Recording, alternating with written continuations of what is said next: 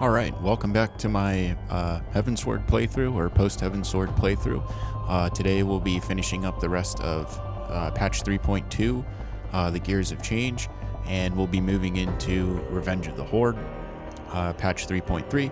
So if you checked out the playthrough last time, we went through a lot of the Gears of Change, as well as finished on the Grand Melee.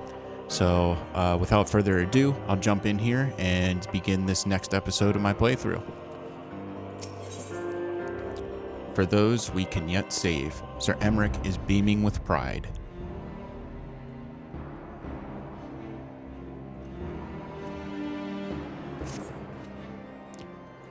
We have done it, nay, you have done it. You have brought us the victory we so desperately needed. There is naught left but to return to the capital. Come, let us see what reception awaits us.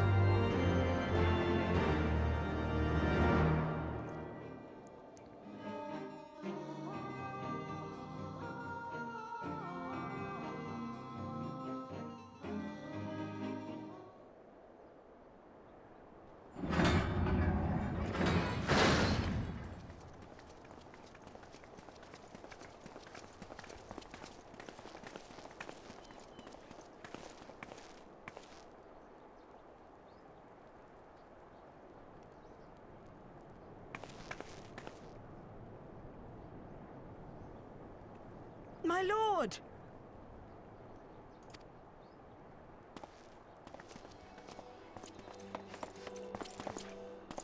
Au revoir, my boy. Shouldn't you be in bed? Thank you for your concern, my lord. But I have largely recovered from my ordeal, and I have naught but several scars to show for it, which I have been told some women may find appealing. I see. And to think I was worried sick of you. I'm not sure I understand, my lord.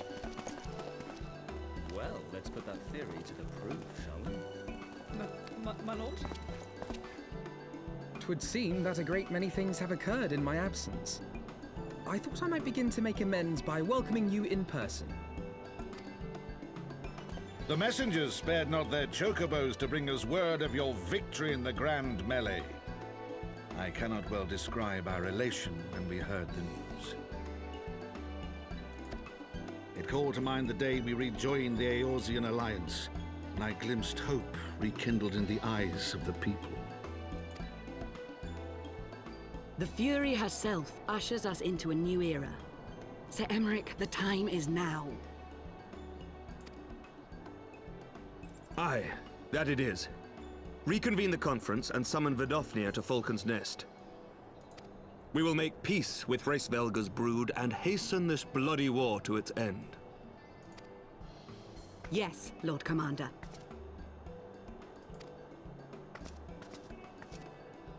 I will send word to Artoirel and bid him resume preparations.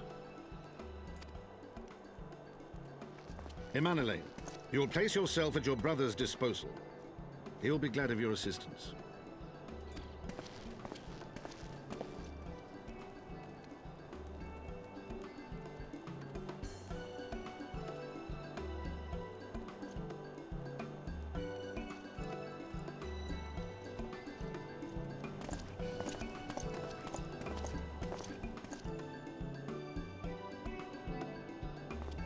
No stopping it now, is there?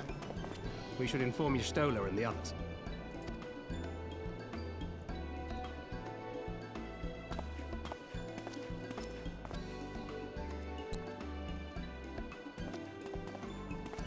My dear friend, I doubt I will ever be able to thank you enough. But when the conference is successfully concluded, I damn well mean to try.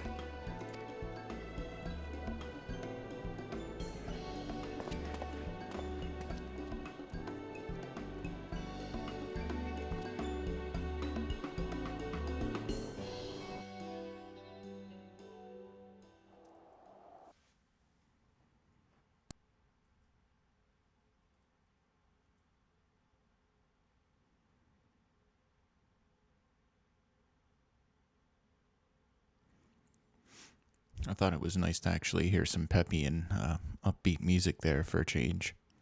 You know, most of everything in Heavensward is sort of a down ending.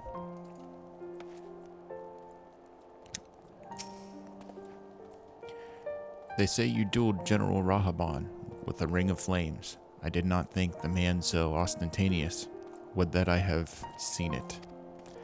After we parted ways in Matoya's cave, I returned here to speak with Tataru. We agreed to tell the others only that our search for Minfilia had reached an impasse. I subsequently learned that you had left for Falcon's Nest, but I thought it was best to keep to myself for a time. I am wont to rely on you overmuch when we are together, and I needed to think, to reflect. I still do, I suspect, but matters here seem to be coming to a head. In short, there are some things I feel I must say, though nothing so urgent that it cannot wait until after the conference. So, let us make for Falcon's Nest, and see if Lord Artriel has need of our assistance. Alright, let's try this again.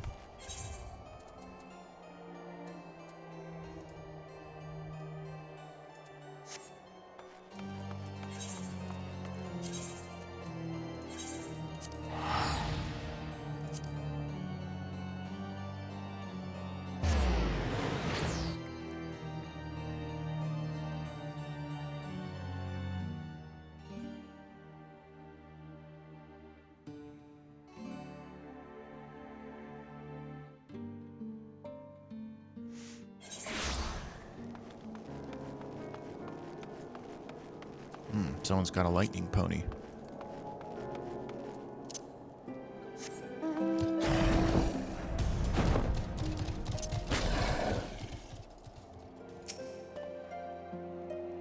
Well met, Master Valdir, and thank you for looking after my brother. They say he fought bravely, that he did not dishonor his house, but you, my lord, to you we owe everything. As you can see, we have made every effort to strike while the iron is hot. We made our intentions known, and that all would be welcome to attend, and so they came. By the grace of the Fury, they came. The ceremony will not be a lengthy affair, but there is still much to be done. I would speak with you more, but I must see to my duties. As for you and Master Alphino, you will do naught but enjoy yourselves. Is that clear?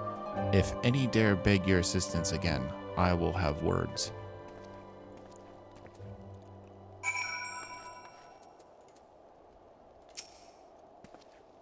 Well, there you have it. We have been forbidden from meddling. Shall we wait? Or have you other matters to attend to before the ceremony begins? Excellent. I only hope Thancred and the others will not be late. Epochal events do not come around very often.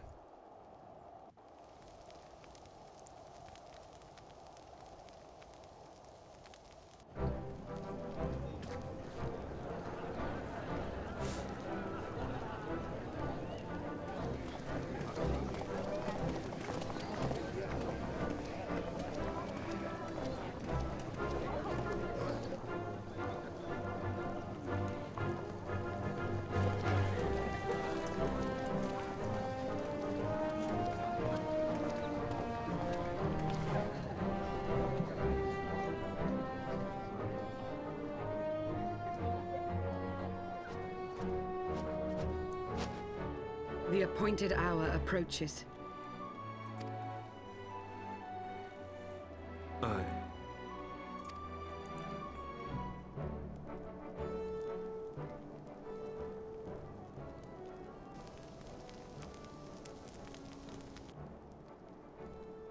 She begged leave to watch the proceedings.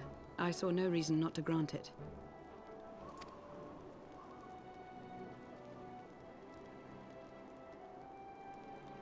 Should I choose to deviate from my prepared remarks, I ask that you trust in my judgment.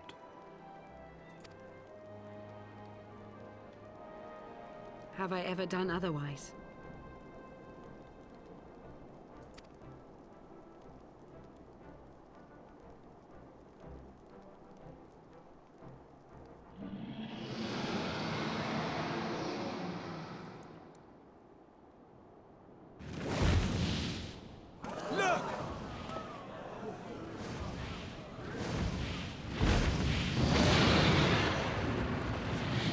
white dragon!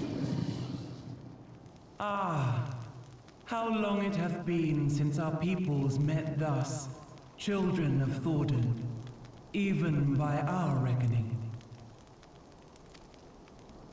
Vidofnir, daughter of Hraesvelga, we give thanks for your visit, and bid you welcome to Falcon's Nest. Our sire bade us hearken unto the whispers of our hearts. They spoke to us of a paradise lost, of bonds of brotherhood which they yearn to see restored. Ours too yearn for such a restoration, and they have guided us here this day, that they might yearn no longer.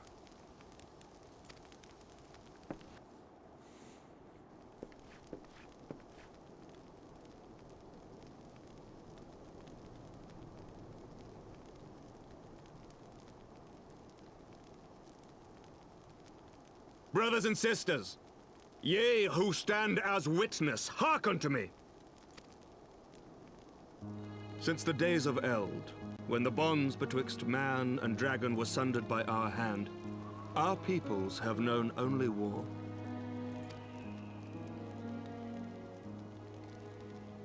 Bloodshed without end, losses beyond counting, and still we fought.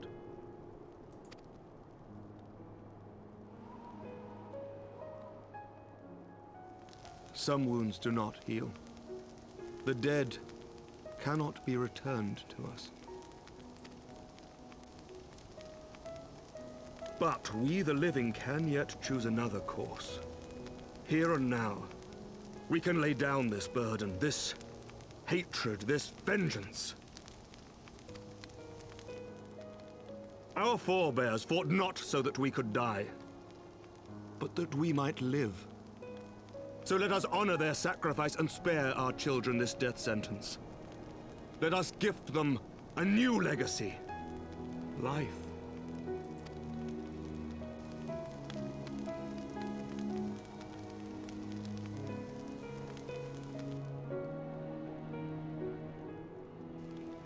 Betwixt our peoples yawneth a divide deeper than the deepest abyss, wider than the widest sea.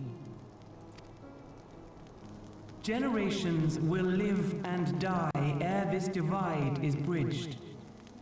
Knowing this, doth thy heart yet yearn for peace, son of Thordan? Look now on the legacy we would leave to our children. A dream of peace, inscribed in stone for generations to come.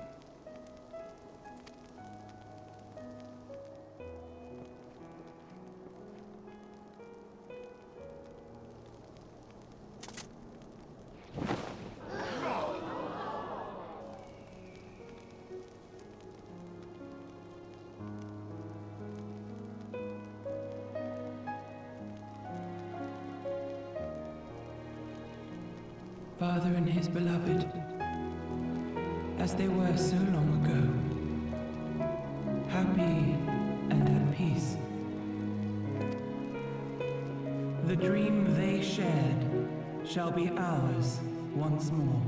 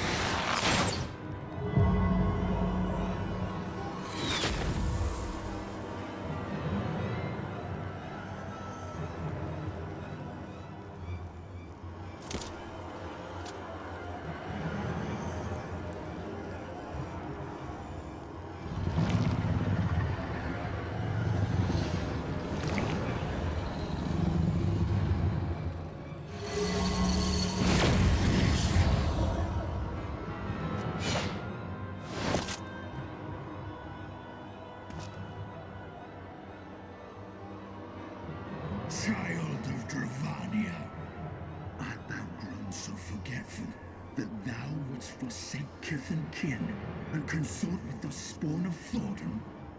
That thou wouldst dare contemplate peace? Hearken unto me, all of you! The final chorus is nigh, and all will be held to account. All will bathe in the flames of retribution. Till the coming of that day, look you on your sins and despair, for none shall scape my wrath. None shall scape my revenge! 7 hells.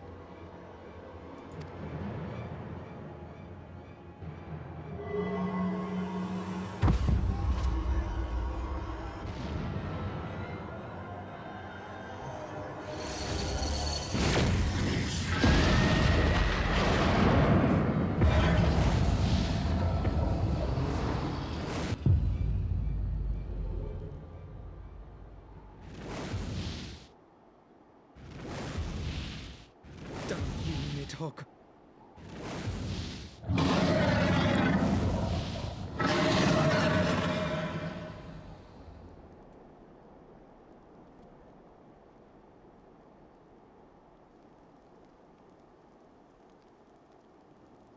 Hells, take that worm! While he lives, we'll never know peace. Aye! There'll be no end to this war till Nidhogg is dead and gone! So let's kill the bastard and be done with it. Death to Nidhogg! Death to Nidhogg! Death to Nidhogg! Death to Nidhogg! Death to Nidhogg! Death to Nidhogg! Death to Nidhogg! Death to Nidhogg! Death to Nidhogg!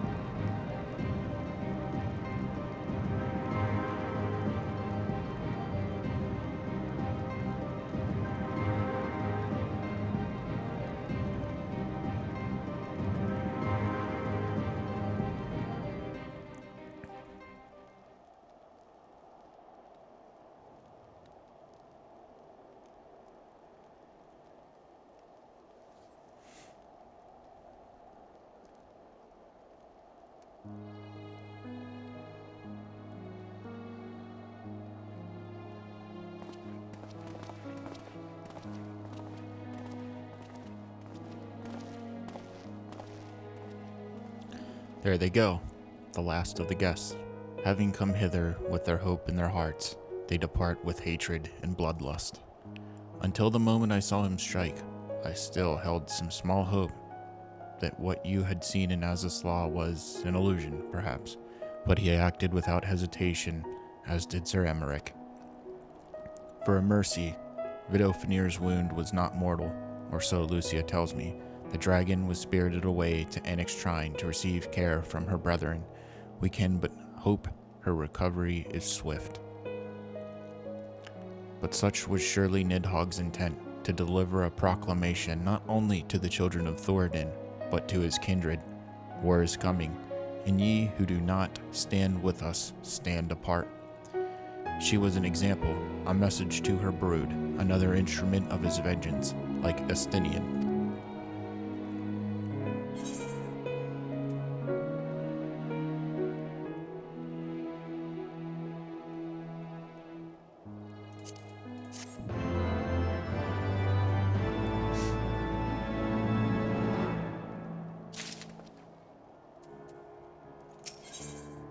Causes and costs. Alphino knows at last what he must do.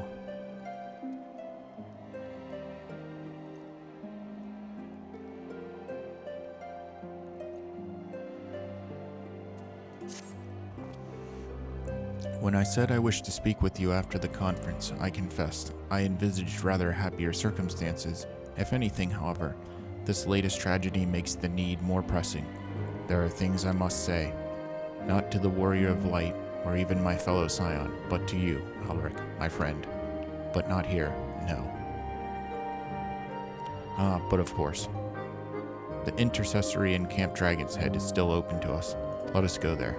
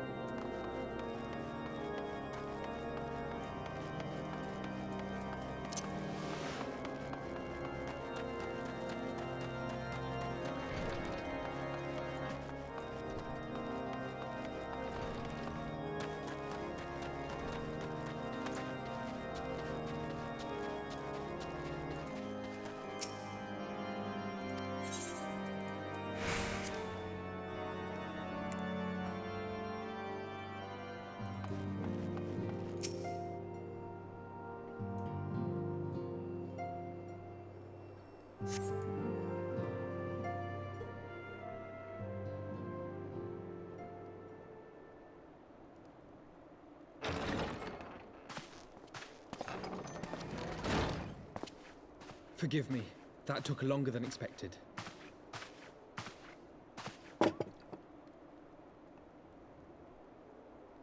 You seem puzzled. Oh, these. I thought something warming might not go amiss.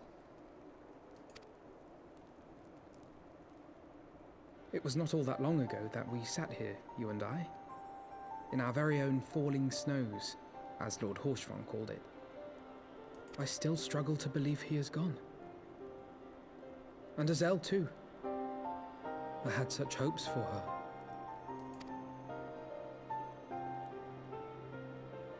Master Matoya asked me what it was all for. Why we fight. And why we die.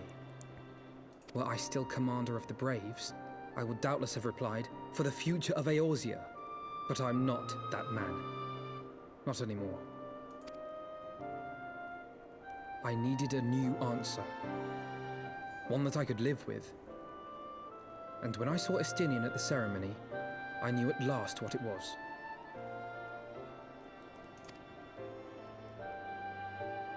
I do not want to be a man who sacrifices his friends and family for a cause. I want to fight for Estinian, and I want to save him. When Nidhogg leads the Horde into battle, Ser Emeric and his forces will do what they believe must be done. That is their choice to make. Yet even if Ser Emeric is willing to forsake Estinian, I am not. We must fight for him, for he is our friend and ally. We may struggle, we may fail, but we must try.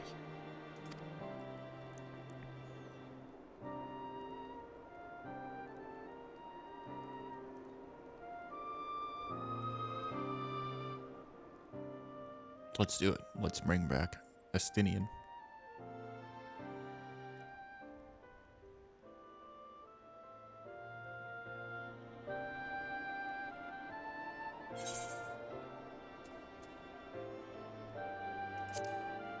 We will find a way to save him.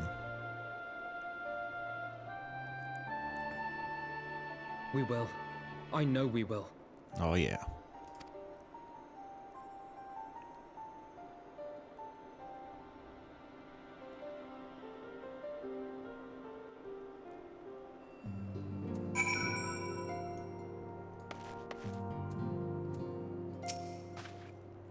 Thank you, Alaric. It is unfair of me to unburden myself in this manner, time after time, but I am glad that you permit me nonetheless. You are my true friend and ally. Though not all of our fellow scions will support our stance on Estinian, I have faith that we will win them over in due course. Such is the infectious power of hope. Right. That is quite enough solemn introspection for one night. I think we would both benefit from some time in the company of Tataru. She stays for us at Fortomp Manor. Let us not keep her waiting any longer.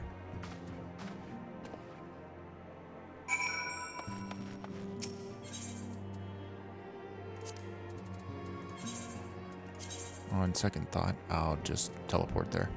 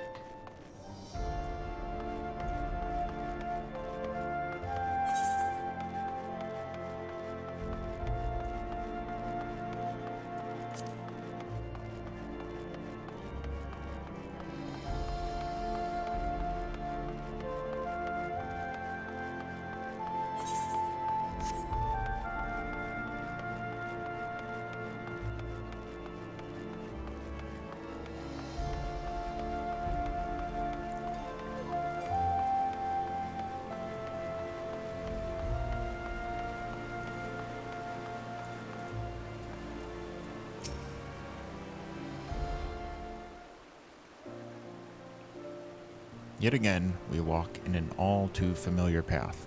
I am reminded of when we first came to this manor. Lost and uncertain, we were granted secure in our hour of need. We were saved, and now it is our turn to return the favor. Hear, hear. Let no one say that the Scions do not repay their debts. After all, what kind of people would we be if we forsook our friends? If we stopped looking for Yida and Papalimo? Or if we gave up hope of bringing Minfilia back? Though she knew it would cost her dearly, Minfilia reached out to us to deliver a message. She believed it was imperative that we understand the true nature of this star, of the rift between Zodiark and Hydaelyn, and of the Ascians' aspirations. But for all that has been revealed, I cannot shake the suspicion that there is much we have yet to learn. Agreed. In any event, I think it is time we step back from the fray and carefully consider our next course of action. It will not be easy to turn this tragedy to triumph, but we will find a way. We will.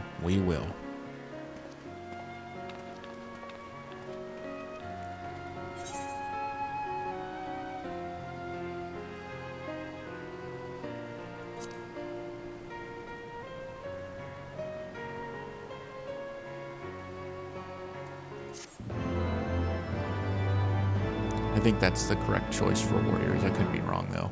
Could be completely wrong. You have learned the emote battle stance.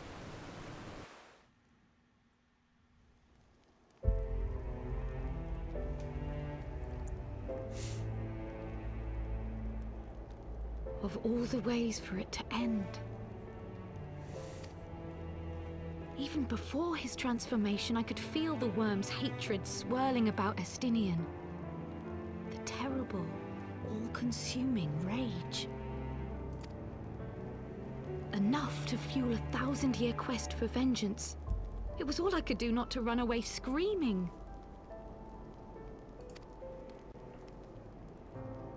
But Ishgardians, nay, all Eorzeans, are made of sterner stuff. They face danger and death on a daily basis, and understand what it takes to win a war. Think not too deeply on Master Matoya's words. Her intent was but to steal our resolve.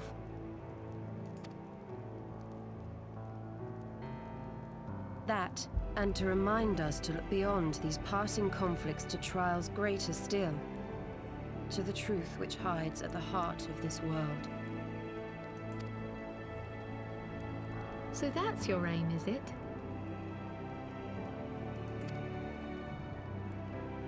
You disapprove? Not at all.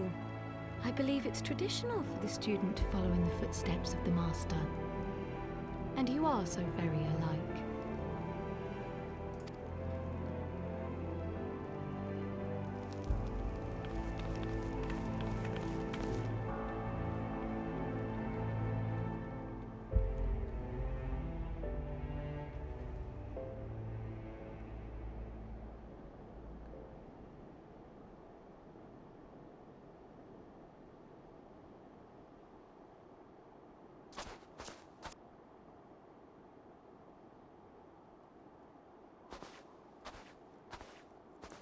Who watches the Watchers?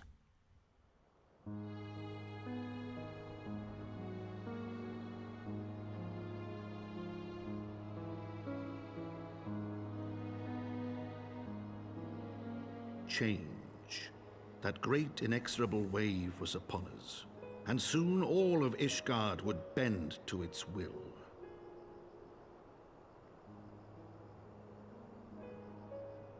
For all our sins, for all our scars, the future for which we had long yearned was at last within our grasp.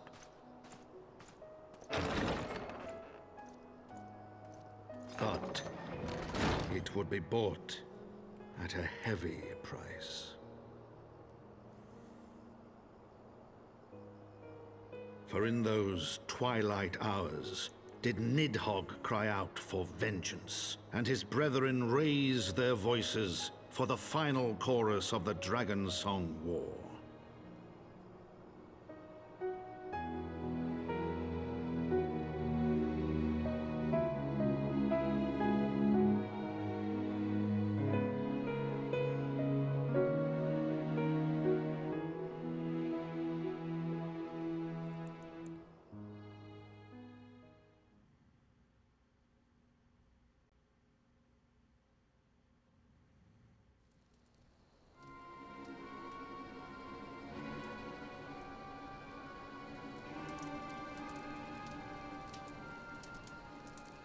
Caution, Yida. That is all I ask. Do not be so eager to place your faith in them, not until we know more.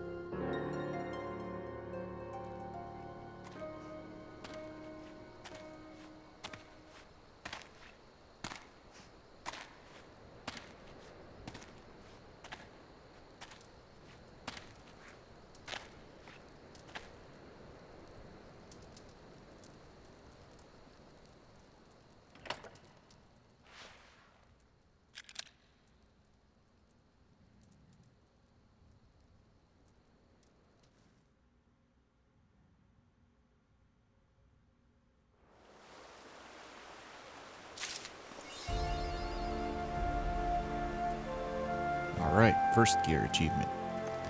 The Man Within. The House for Tom's Knight has a message for you.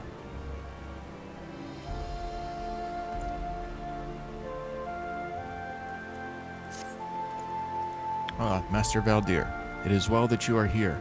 You are wanted within. I believe Master Alphonel wishes a word with you.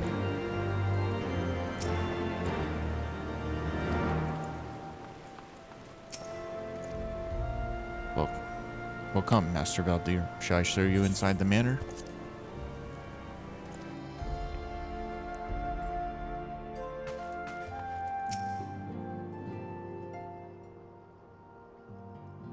Ah, Elric, there you are. Have you a moment? There's something I would fain discuss. I must ask you to recall the events which unfolded at the peace conference, though I dare say you would sooner forget them. My mind returns again and again to the moment when Nidhogg appeared before the crowd in the guise of Estinian. It was a sight to chill the soul, but one which gave me reason to hope that our friend might not be beyond salvation. When you described his fateful transformation at Azaslaw, I feared him lost forever, but the mere fact that some semblance of his former self endures must surely count for something. Alas, I have no evidence to support this impression. Thus did I turn to Y'shtola Kryl for a more empirical appraisal, and full glad I am that I did, for it would seem they have some observations of their own to share. The ladies have saved us a table at the Forgotten Knight. Shall we go? Excellent. Let us not keep our honored colleagues waiting.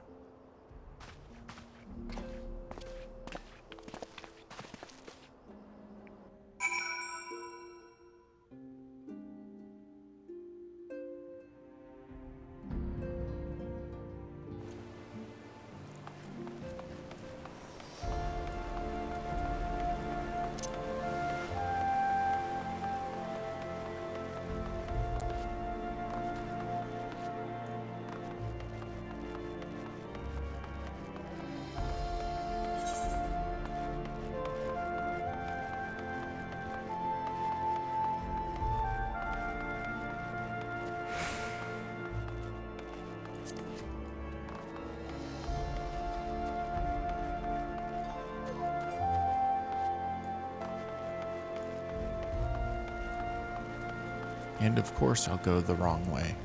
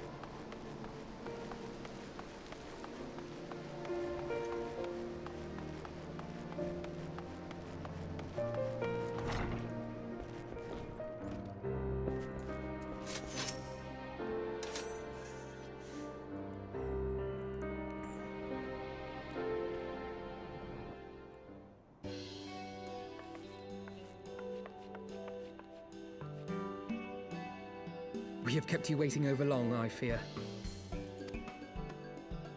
Not to worry, Alphino. We had some rather fine mulled wine to keep us company. Truth be told, you could have delayed your arrival a few moments more. Gibrion got the spicing just right this time. His latest batch is not only delicious and warming, but soothing to the humours.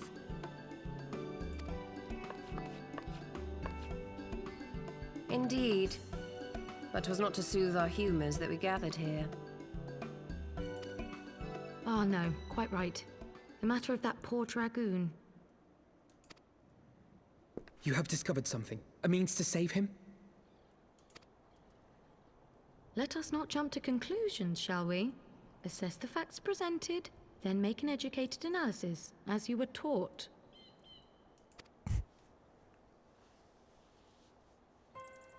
Pray, cast your mind back to the moment of Estinian's transformation. Do you recall how you described it to us? You spoke of the sudden pangs which racked his body when he took up both of Nidhogg's eyes, and of how his form was twisted thereafter into a shadowy semblance of the Great Worm.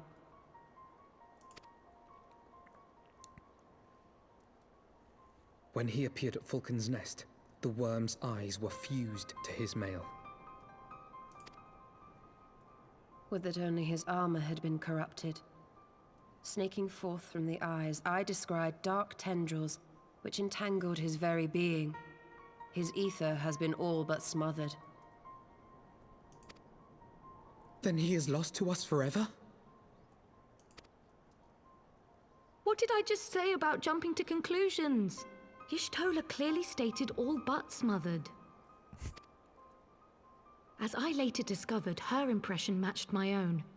Though Nidhogg's presence filled my mind's eye, beneath his seething aura, I sensed the merest hint of something else. And after listening to Y'shtola's observations, I became more certain of my suspicion that the something else I'd sensed was, in fact, the trace of a different will, submerged in the sea of Nidhogg's rage.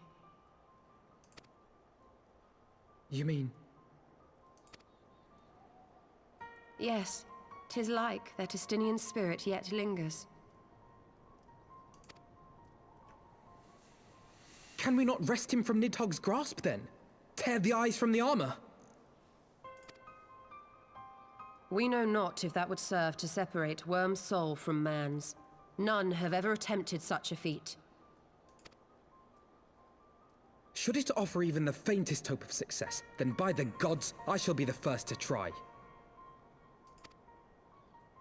Alphino. By all means, hold fast to your hope, but be mindful of the dangers. even should you succeed in excising the eyes from the Dragoon's mail, we have no way of knowing if your friend's soul would survive so violent a separation. And that is to say nothing of the possibility that his would-be savior might become Nidhogg's next host. But what other choice remains to us? Should the opportunity present itself, I will tear those foul orbs from Estinian's armor and trust in the resilience of his soul, even at the risk of mine own.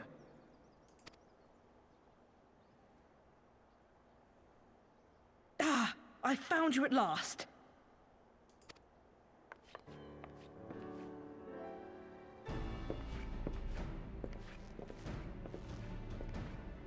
Must have followed me A from the messenger Jeweled... of the Temple Knights came to the manor some few hours past. The Lord Commander humbly requests the company of the Warrior of Light and Master Alphino. He must have followed me from the Jeweled Closier. Sir Emmerich would speak with us. Very well, thank you, Anawa.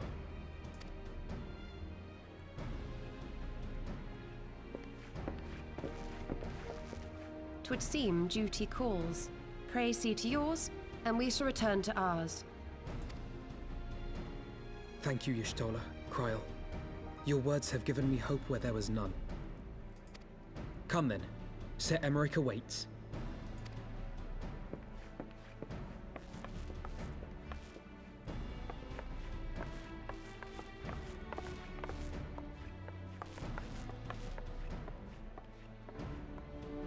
Alphino is allowing his feelings for this Dragoon to cloud his thoughts. I worry he may do something rash. Keep an eye on him, would you? You got it.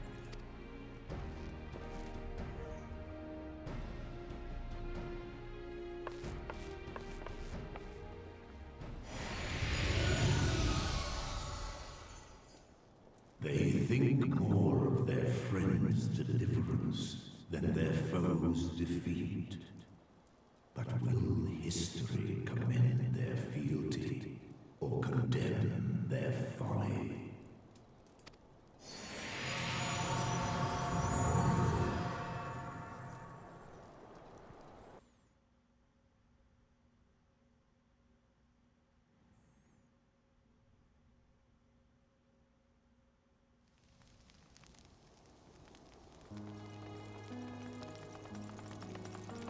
The conference held at Falcon's Nest was to be a celebration of the reconciliation twixt man and dragon. But the lingering shade of Nidhogg, clad in the flesh of the Azure Dragoon, did mark the occasion by spilling the blood of his own kind. A timely atrocity to remind the children of Ishgard that the Dragonsong War was far from over. And when fear gave way to fury, the call to arms rang out anew. Death to Nidhogg! Death to Nidhogg!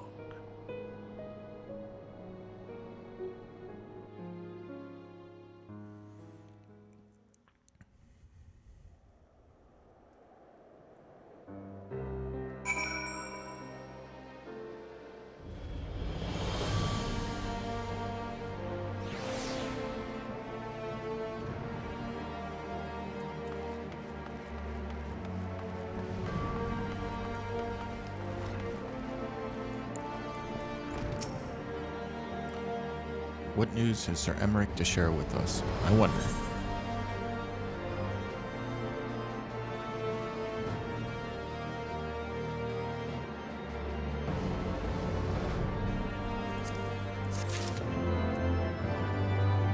An ally for Ishgard.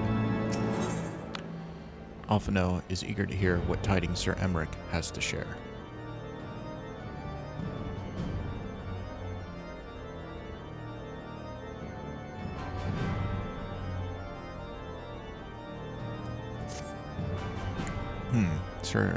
Might Sir Emmerich perchance have received word of a Dravanian advance, or mayhap they have located Eston.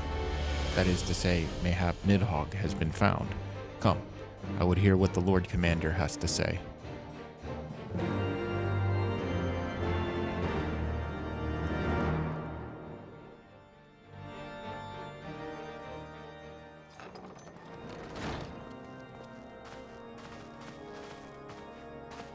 my friends. I thank you for coming. You have had news of Nidhogg? Alas not. Our scouts range far and wide, but they have as yet found no trace of the Great Worm. We dispatched an elite unit of dragoons to reconnoiter the churning mists, but even they returned empty-handed. A pity. Fear not, Alphino. We shall see the worm again soon enough. His words at Falcon's Nest attest to that. Indeed, he is like to come sooner than we would wish. I assume Ishgard's defenses are being bolstered as we speak? With all haste. I mean to call upon every able-bodied warrior at our disposal, from the Knights of the Four Houses to the men and women of the Watch. But I did not summon you to discuss strategy. What then would you have of us, my lord? I will speak plain. Now that Nidhogg is possessed of both of his eyes, no mortal force we can muster will repel him. That being the case, we must needs recruit an ally of equal strength. We're gonna have to go talk to Hraesvelgar.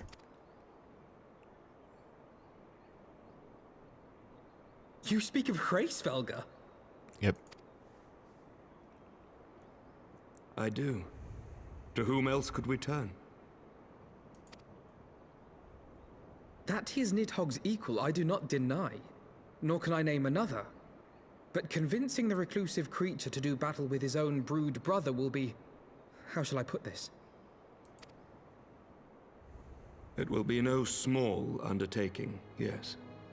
Estinian's report was most particular about Hraesvelgar's unwillingness to involve himself in the affairs of men. But much has changed since your visit to Somal. And if there is even a chance that the dragon may be swayed, I must plead our case. Whatever price the dragon asks of me, I shall pay it. Such was my oath, to defend the people of Ishgard. Come what may, my friends, the battle with Nidhogg will mark the end of my tenure as the acting head of church and state. Will you help me discharge this final duty? You got it.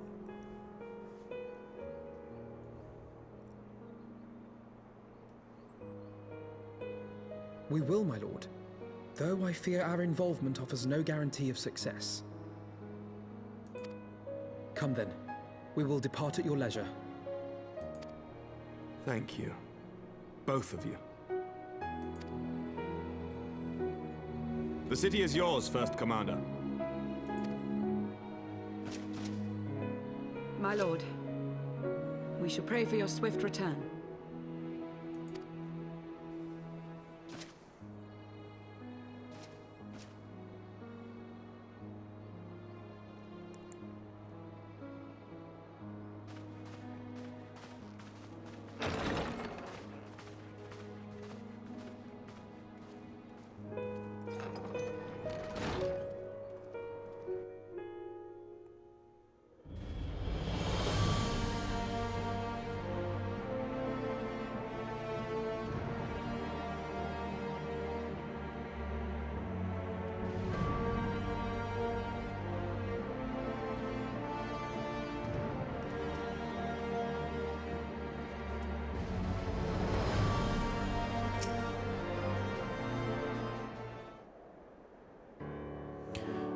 It grieves me to impose upon you in this manner, but you of all people understand the threat we now face.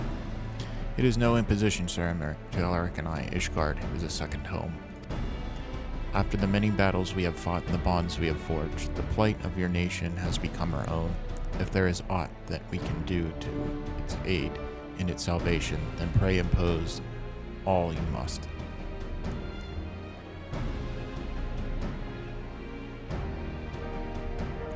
You are true friends. Shall we be about our task then? We have no way of knowing when Nidhogg's shade will strike, but we must assume that time is not our ally. Indeed, With that in mind, I have taken the liberty of dispatching a messenger to inform Mistress Tataru that you will be escorting me to Samao. I confess, I did not provide the exact details of our destination, as they are as yet unknown to me. We will summon Heavensward at zenith in the churning mists ere we begin our ascent. However, I think it's best that we pay a visit to Annex Shrine. You seek an advantage in the coming negotiations? I do. I would consult with Vidofnir. I propose this in part of our concern for her condition. Were she to succumb to our wounds, it could have grave consequences for our alliance. That apart, she may be able to provide insight into her sire's current state of mind. Well reasoned. To the Jordanian forelands, then.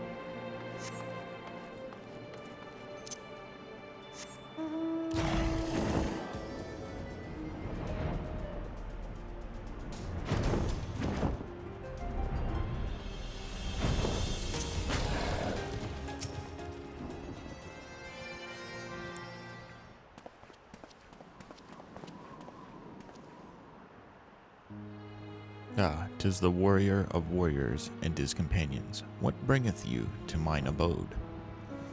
Pray forgive us disturbing your recuperation, Vidofnir. I hope your wound does not pain you overmuch. Didst thou imagine me close to death? The thrust was deep, but not mortal. I will heal in time. Full glad am I to hear it. You were the guest of honor at our conference, and we failed in our duty of protection. On behalf of Ishgard, I apologize unreservedly.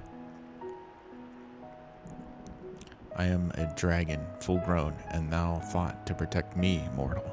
I was tempered by the fires of battle ere thy greatest grandsire learned to crawl. The words do not remind me of a knight whom I called friend some 1,000 years past. He swore to defend me from harm and hardship. Would that we could return to the era of peace, when man and dragon knew such comradeship. Would that our every effort to do so were not undone by ancient rancor. For a truth, there can be no peace while Nidhogg's shade yet lingereth. That much is plain, yet we lack the strength to banish him. Thus do we make for Samal, to beseech the aid of your sire once more. Folly, thou knowest as well as I how he will answer. Heavensward's heart remains unchanged then, a pity, but if it is folly to hope, I am content to die a fool. As hath ever been the way with my kind, go then, but be warned, the shade's presence hath driven its minions to frenzy. Thank you, Vidofnir, we shall disturb you, your rest no longer.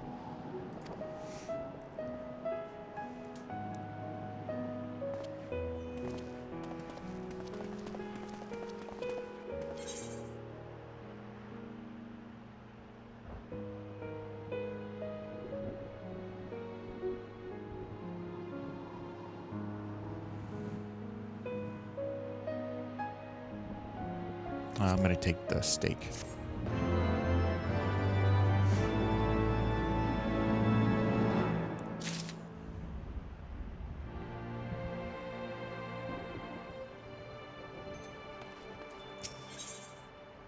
Winning over the worm. Alphino seems eager to press on. Though I expected no better answer from Vidofnir, I take little pleasure from having been proven right. 'Twould seem that our presence at Zenith would be every bit as unwelcome as I had anticipated. But what is the ire of one great worm to a trio of self-confessed fools such as ourselves? Let us begin our ascent. After you, Master Alphanel. Scout ahead if you wish, Alaric. We shall join you outside Mogholm.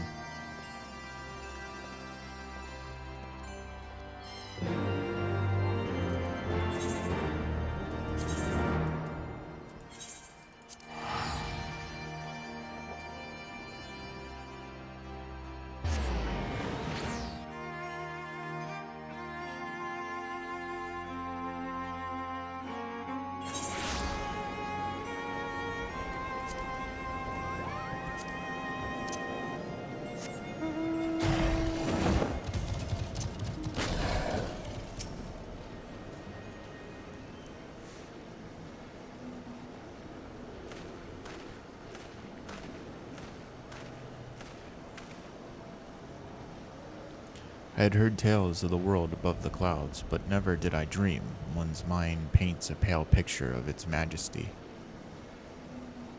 Few live to see such wonders. I am reminded of my first visit to this peak, when Estinian and Ysael yet walked at our side.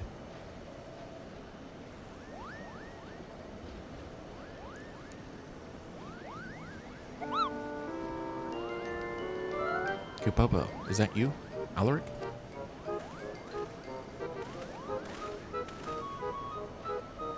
If it isn't Mog,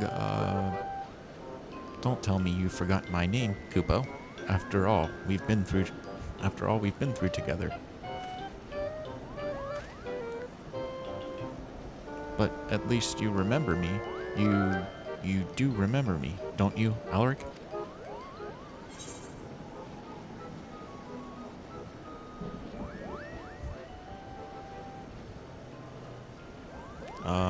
Let's see. Let's go. Of course I do, Moghin.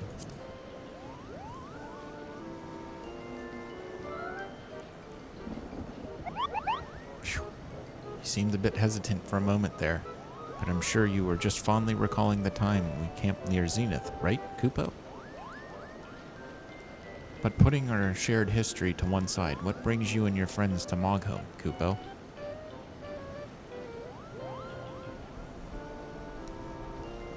Another audience with old Hraesvelgr. Well, I hope you've brought the horn, Kupo. With the winds as gentle as they are, a good loud toot should reach the great worm's ears easily enough. This is good to hear, Moghin. Thank you. We had best press on to Zenith while the winds are in our favor.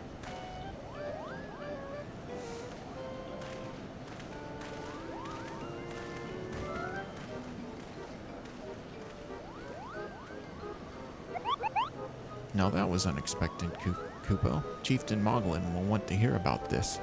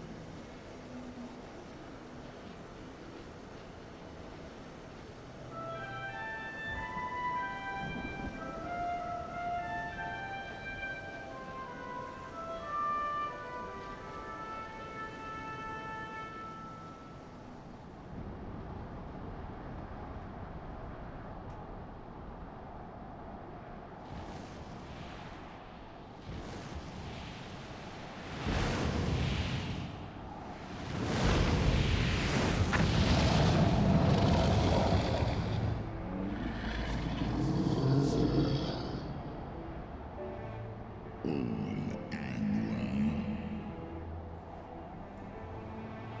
dare summon me again, mortals? Great Hraesvelga, 'tis not lightly that we beg this audience. Pray hearken to our words, for they concern the future of man and dragon both.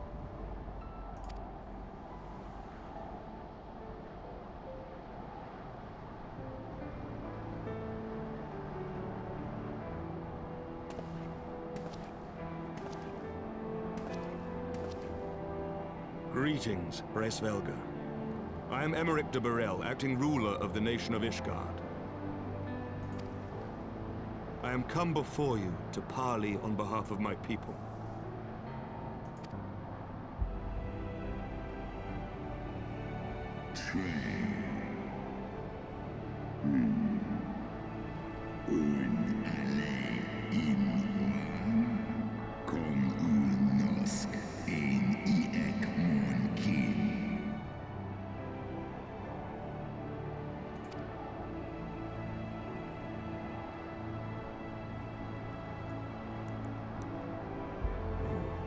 Foresaw mine intent.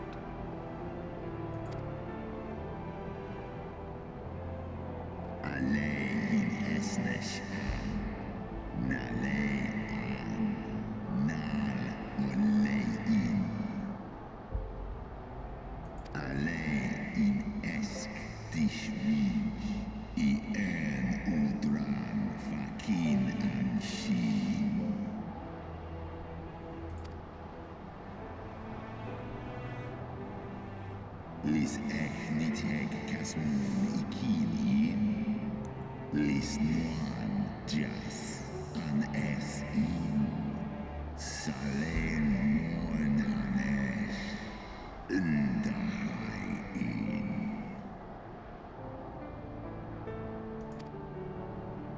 stapol I an niteg shines iso al nofa is in Seth osk kom initeg kinan nosk degan en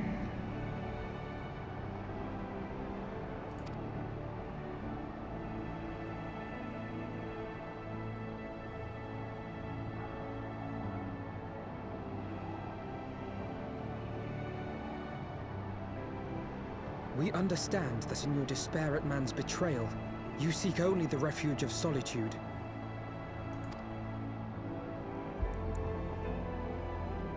But despite your protestations of spent faith, do you not still nurture the smallest flame of hope?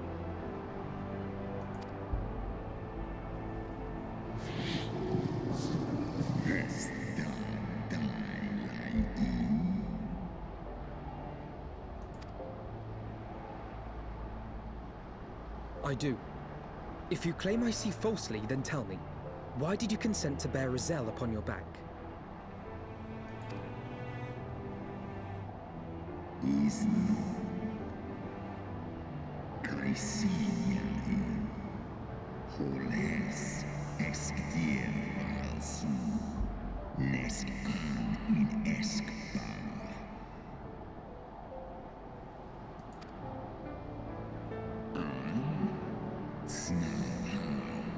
us hesne ikin en eran.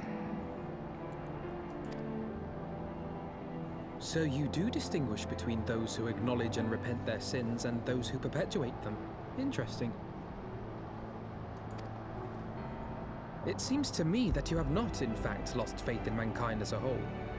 Rather, you weigh our respective merits by how we allow the past to influence our future.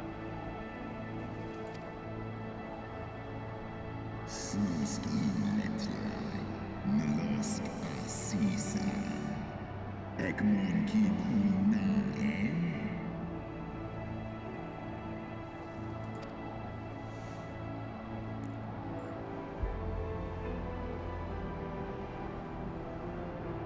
Should we suffer ties of blood to bind our hands, then?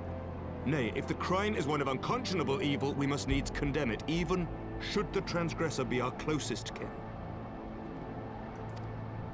When my father corrupted himself and his followers with the power of a primal, I beseeched the Warrior of Light to slay him, an act alike to patricide.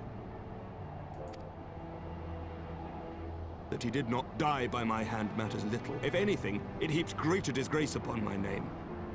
But had my father not fallen, he would have drawn countless thousands into a holy war of hellish proportions, which I hold the greater crime.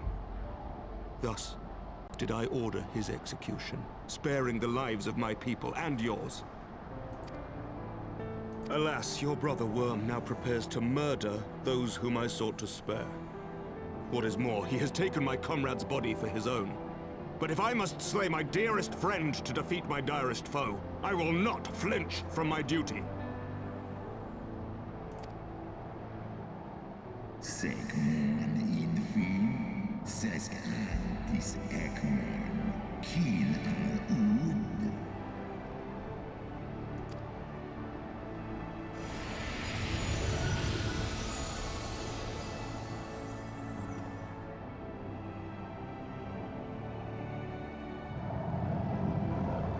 Sloskna, dyrkin illes, koles na inish, draor in.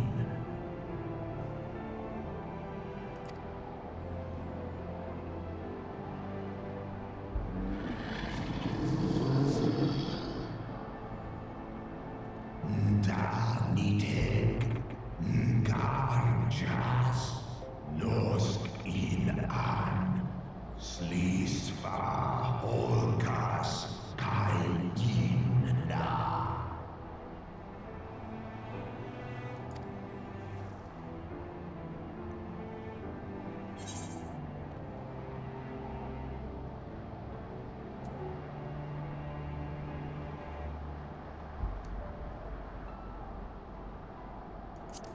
Help us save our companion.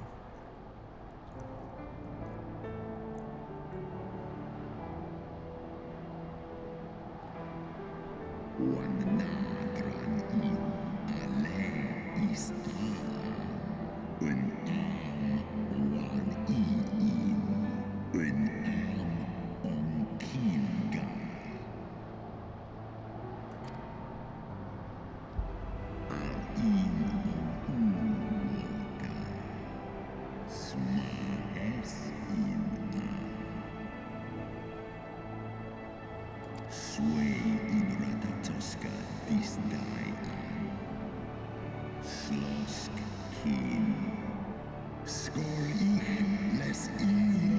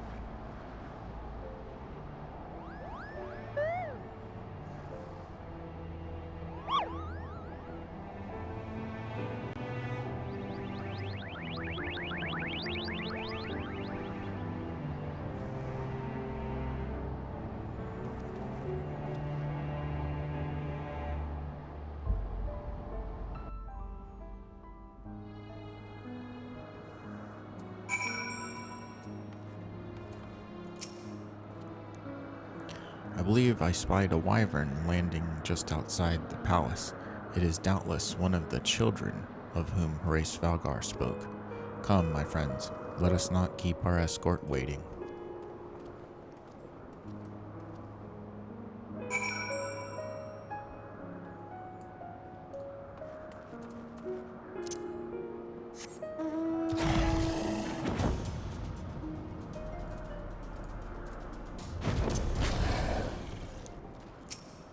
Imperious Wyvern, my broodmates and I will bear you to the place of your trial. Make your preparations. Sorkai, now accessible.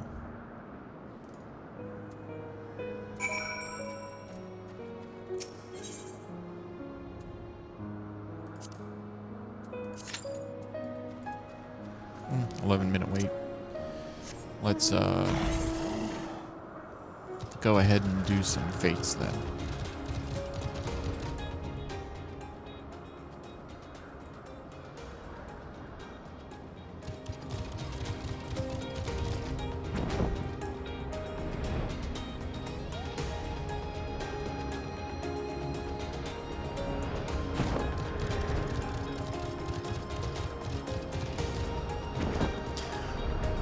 Alright, we got whole food.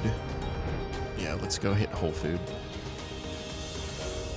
And we'll have to warm up a little bit as far as our rotation goes.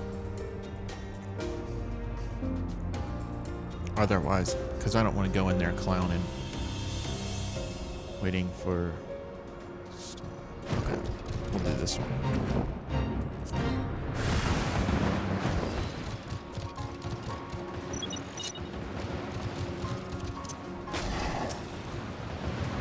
Lost dragons.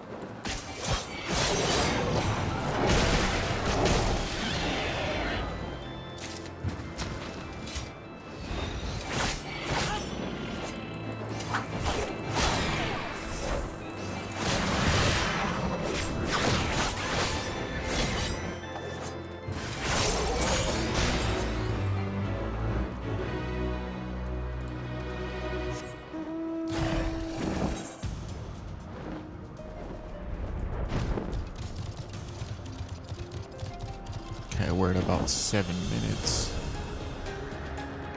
Go over and check this one out.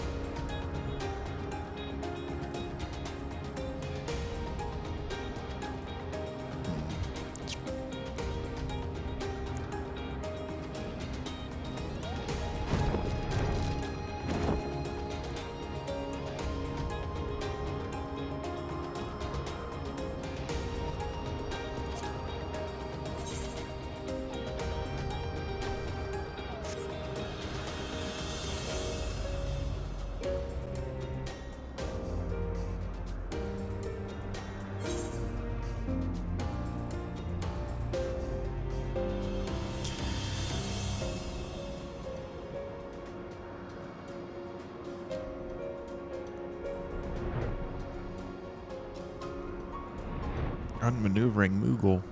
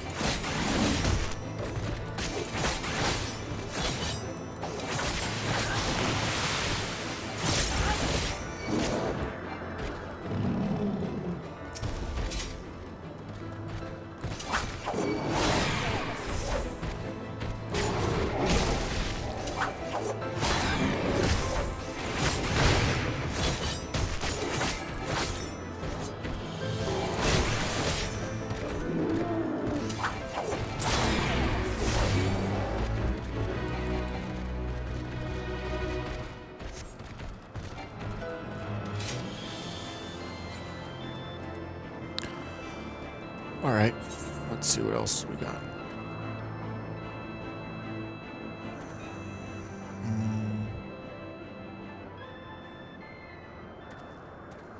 I guess I'll go do this one.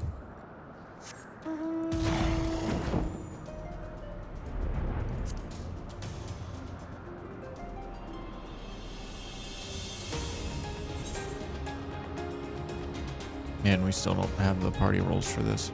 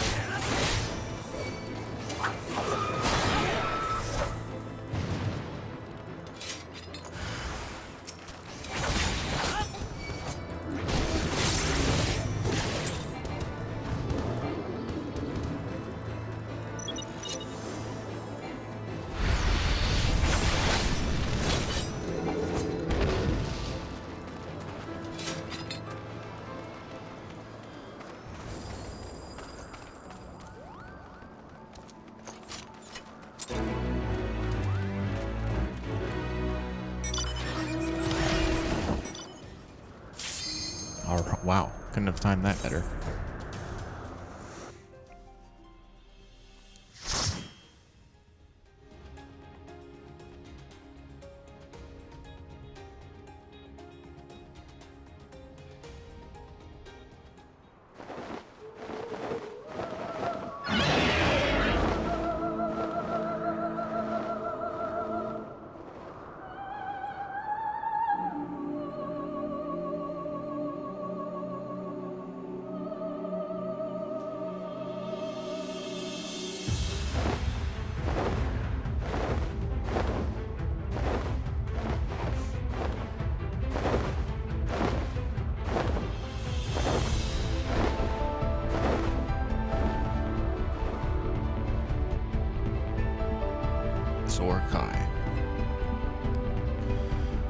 Alright, let's do this.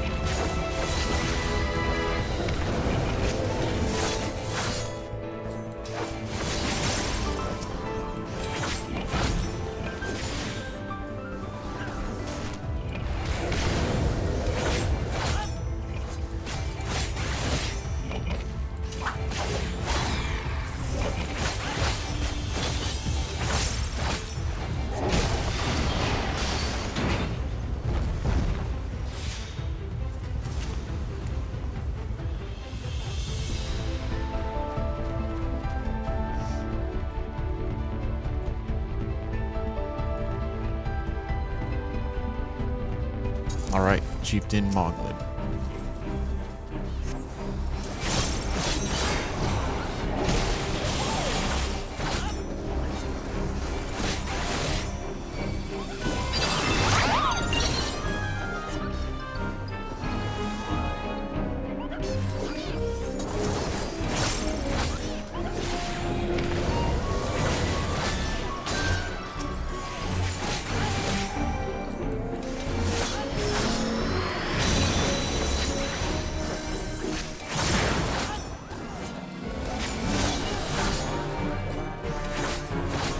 Oh, shit.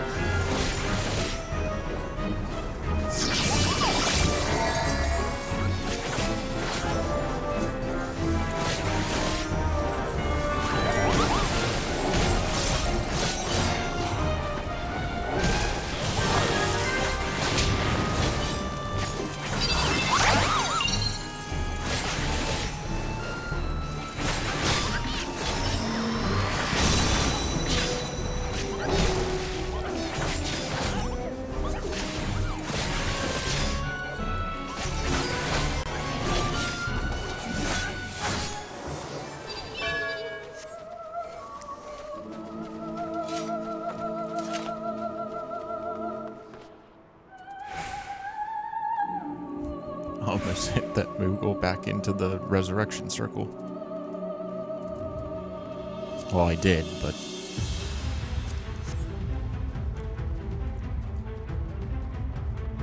I was fortunate enough to get him back out again.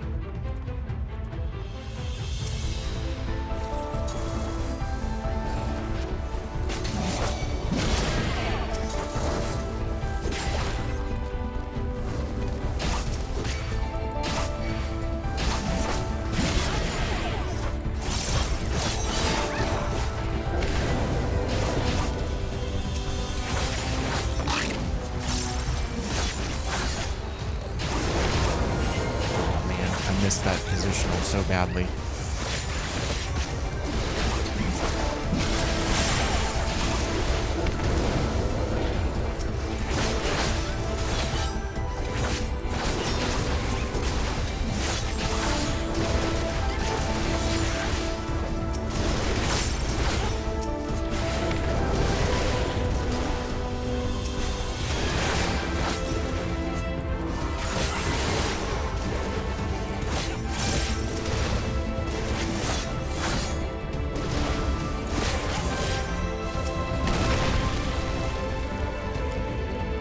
Wow, that was kind of weird.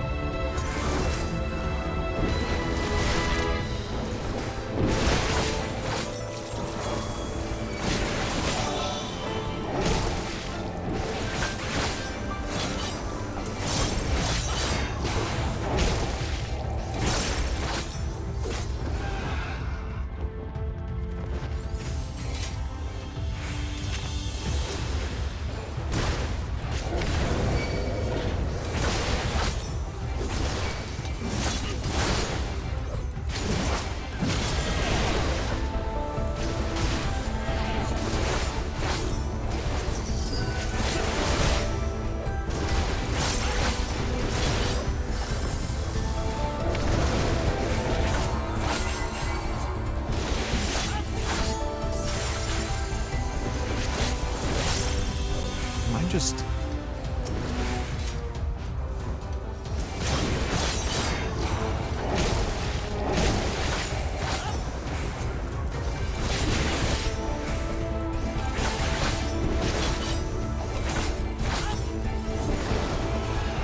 I'm not sure if I was just pulling hate off of him or what.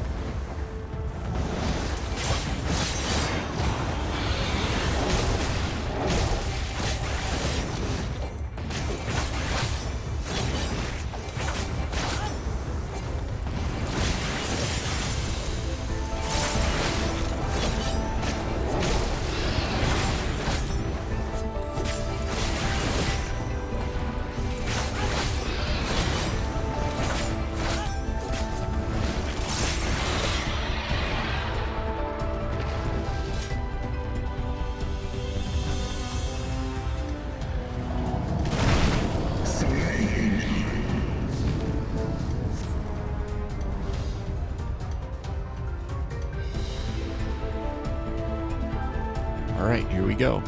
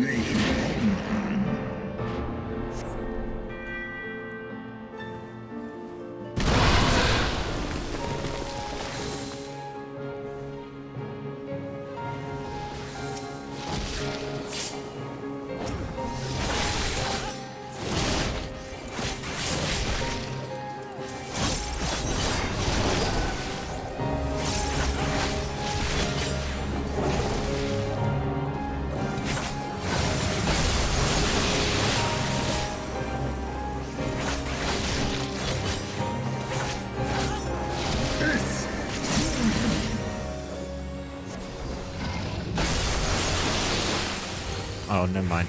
Still gets hit. Whatever.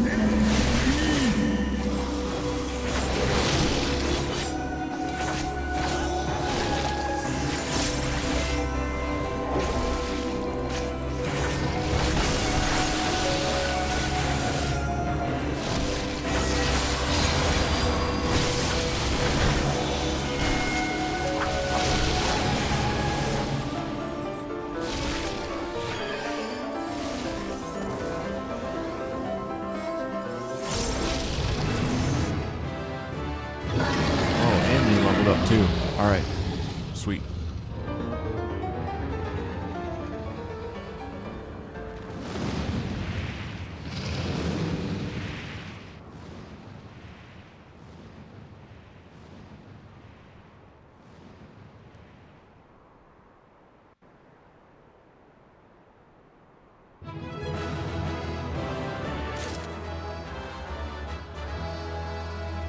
The Wrangler scarf.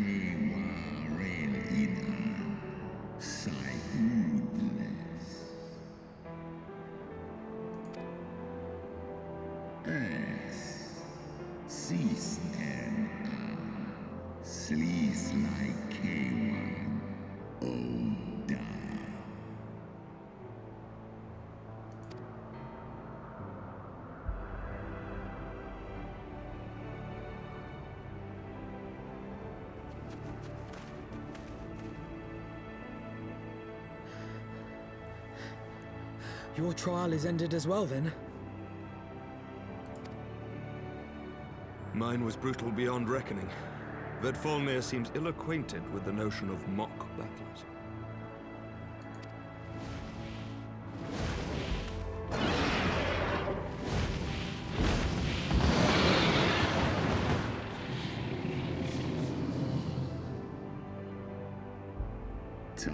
ihn und sisnat.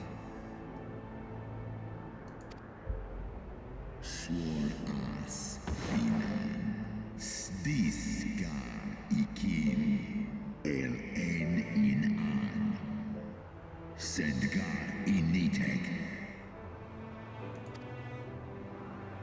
Taishi es isa.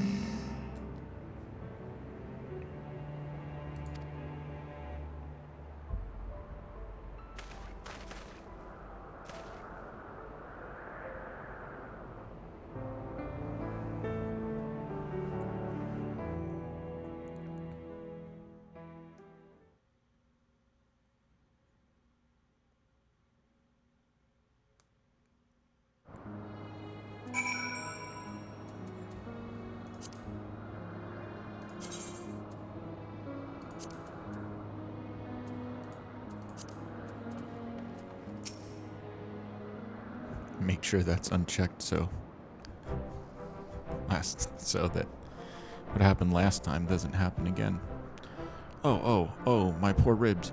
Horace Valgar saw fit to pair me with Vidofnir, but her ferocity was such that I began to wonder if I hadn't simply imagined her injury. Yet my trial pales into significance next to yours. How fared you in your duel with Horace Valgar?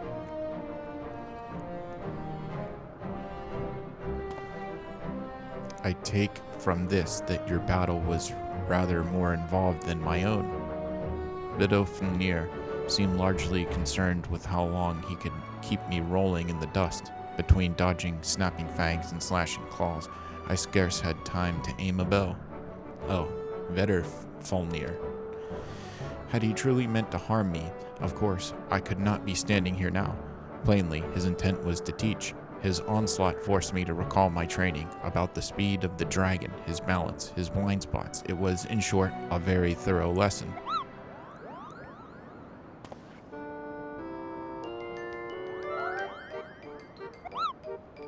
Ow, Kupo. Alaric, let me begin by congratulating you on the completion of your trial. For one with a name more befitting a jester, you fight with the savagery of a rabid demon.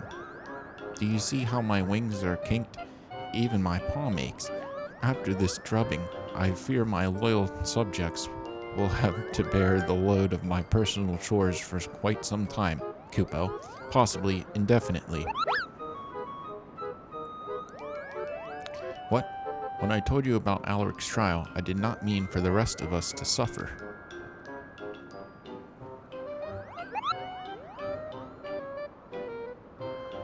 That's triple shifts for you, Morgan.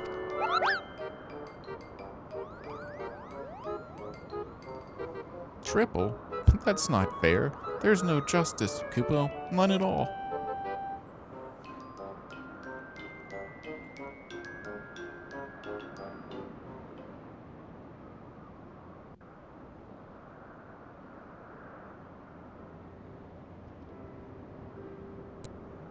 Our negotiations proved rather more strenuous than I had anticipated, but the results seem well worth the effort.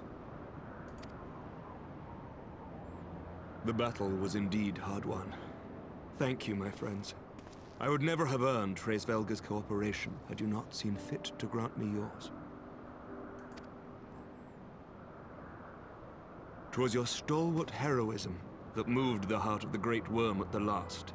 Any gratitude I can offer is but poor reward for your continued service to Ishgard.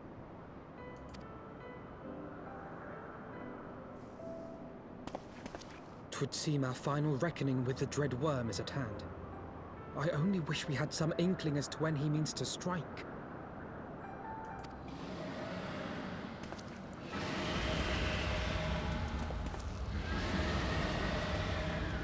Oh, gods.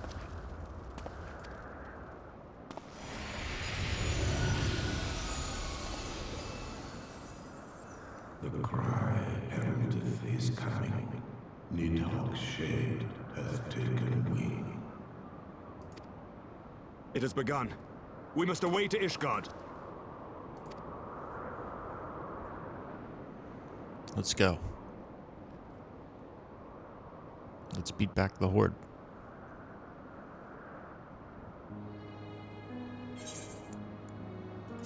And save our friend.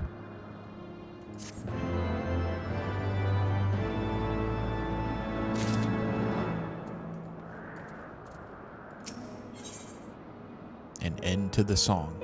Emmerich is desperate to fly to Ishgard's defense.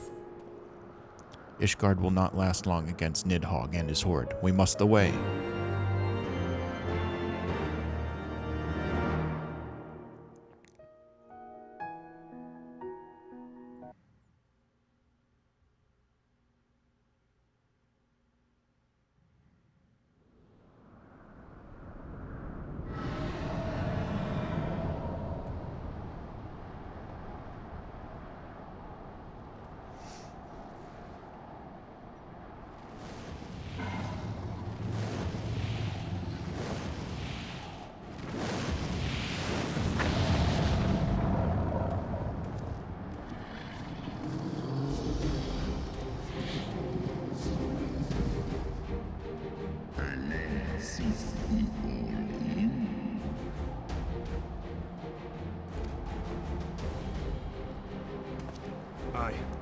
I must return to my city without delay.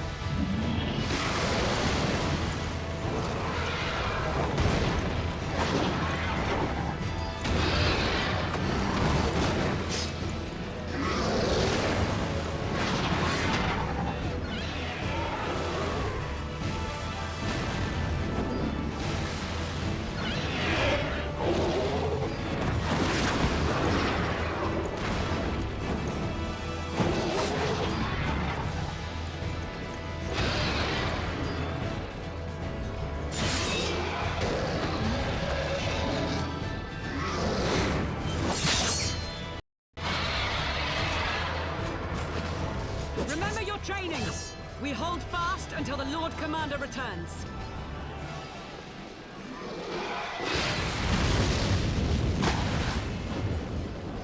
Ugh. We must hold!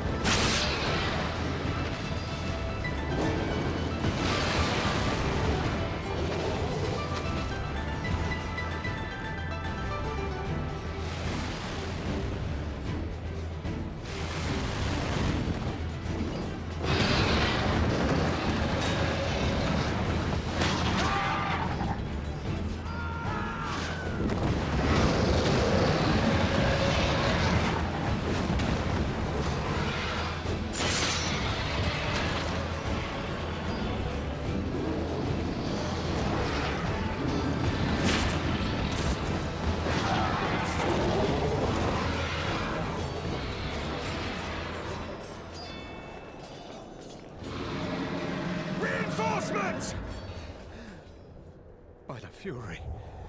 That one is the size of Nidhogg.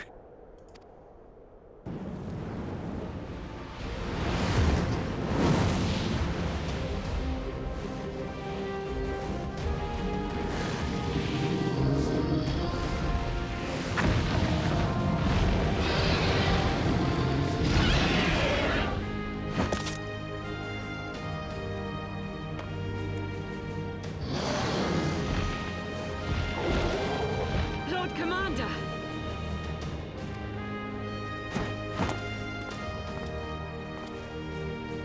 You are late, Warrior of Light.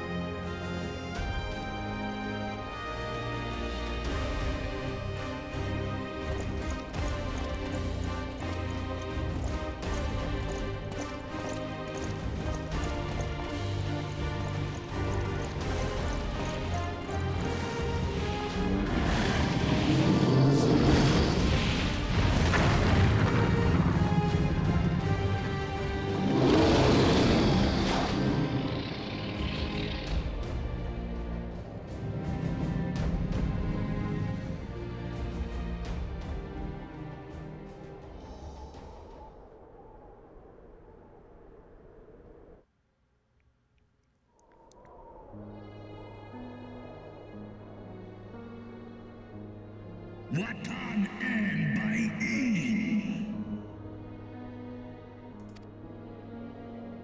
Still walking. Nal u inta. Ikinfa and Kohesto in.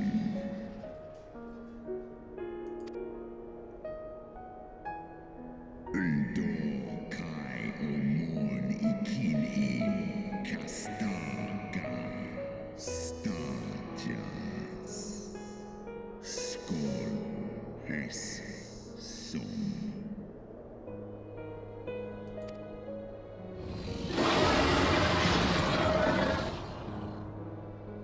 Orsk mig in Eskja in van ihe Dolun hikin hern esh.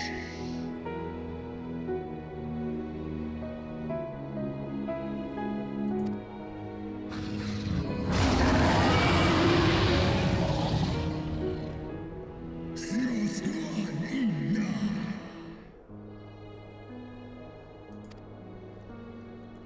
His inga Liskol an Nusgar akin Sus ulwar.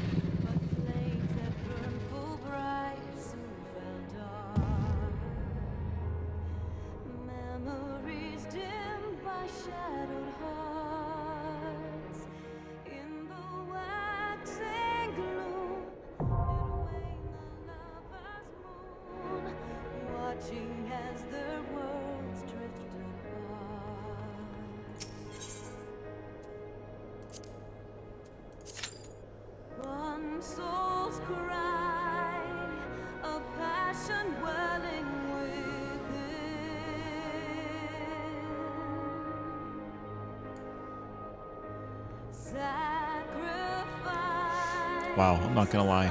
That was really epic.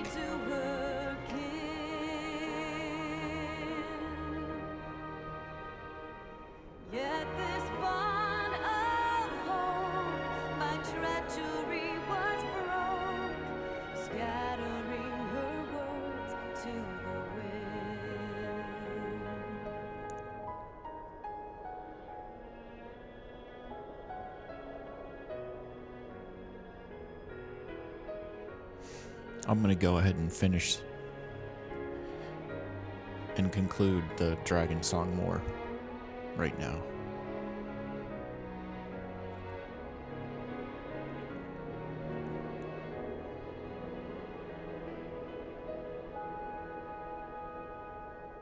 Swelling over long seas of blood are a song,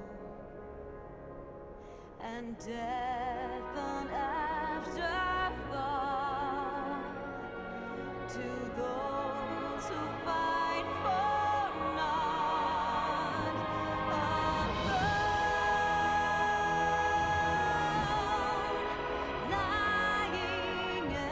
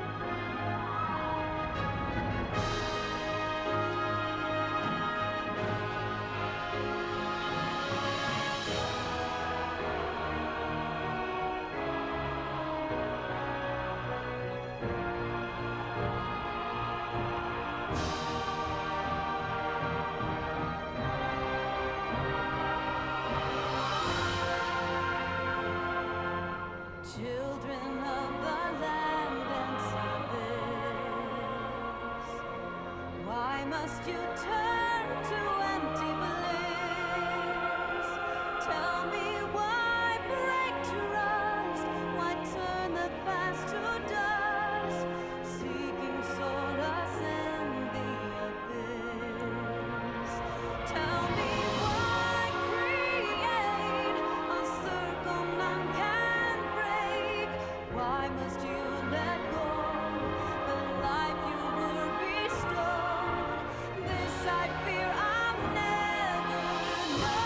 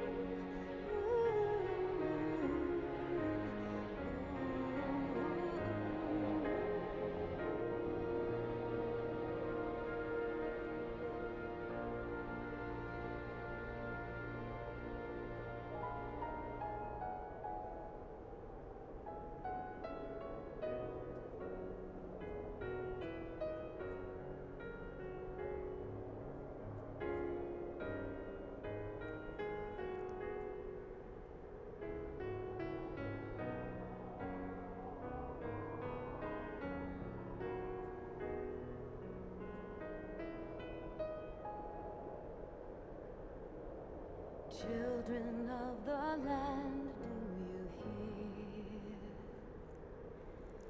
echoes of truths that once rang clear? Two souls intertwined, one true love they did find, bringing land and heavens near. But flames that burn full bright soon fell dark. Memories dimmed by shadowed hearts. In the waxing gloom did wane the lover's moon, watching as their worlds drift apart.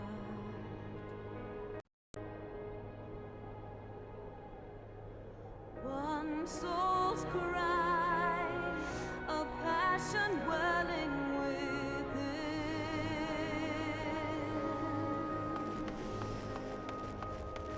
sacrifice, a bind of plea to her kin.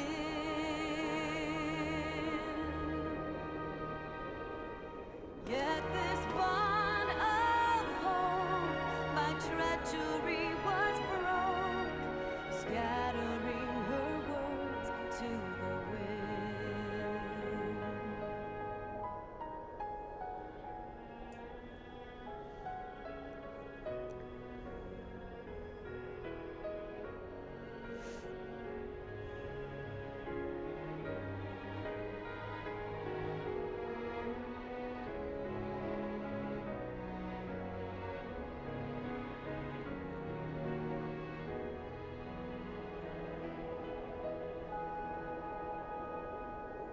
swelling over long seas of blood are a song, and death an afterthought to those who fight for naught. Alone, lying empty,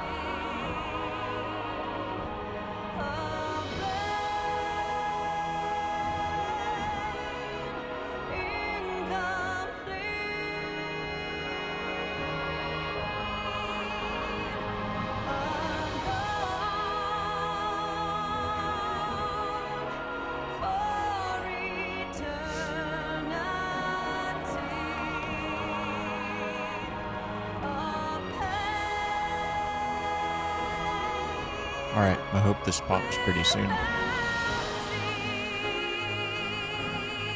It's pretty awesome that they added Dragon Song as the music cue for this. Does she have something epic to kind of fueled the tensions of the climax right now.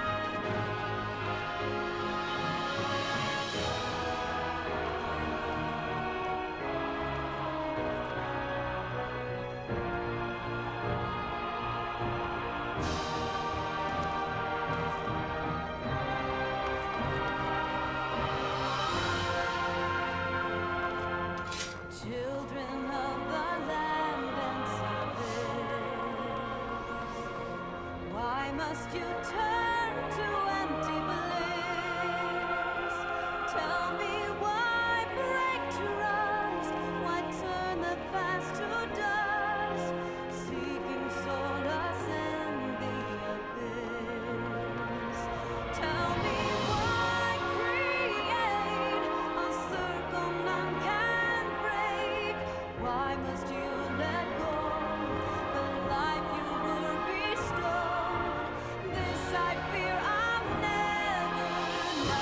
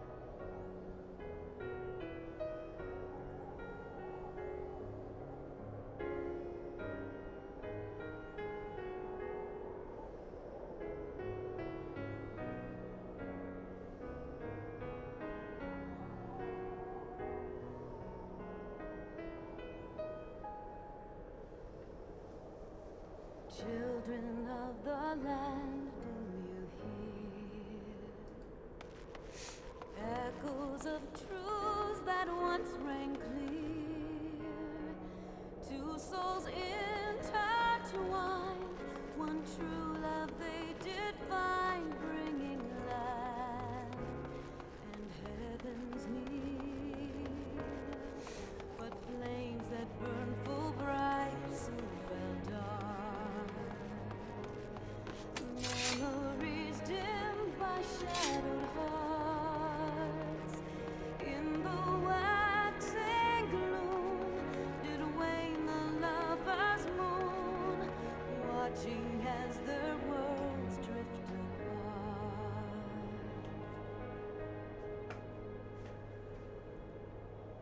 One soul's cry, a passion welling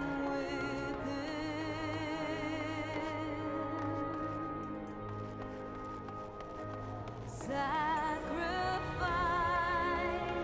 a final plea to her kin.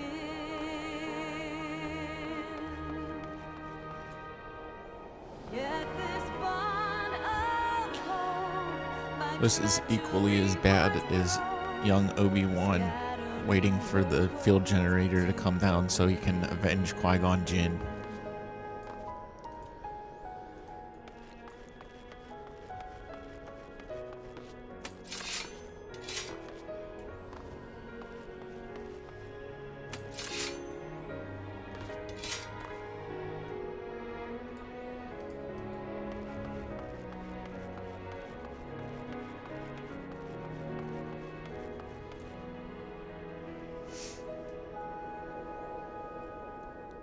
swelling over long seas of blood are a song, and death an afterthought to those who fight for naught. Alone, lying empty,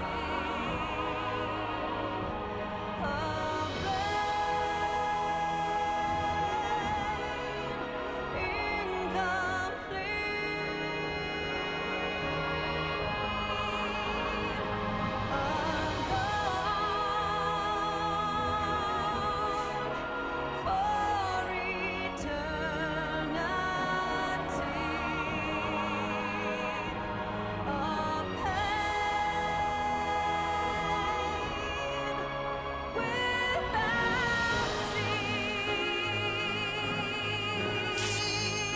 Let's do it.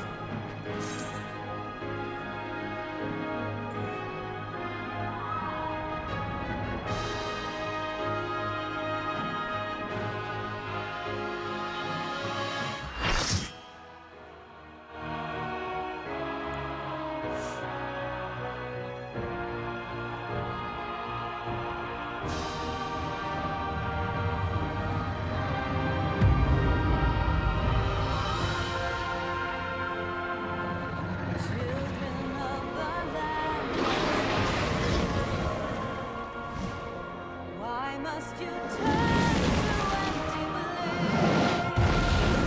Tell me why turn the past to dust?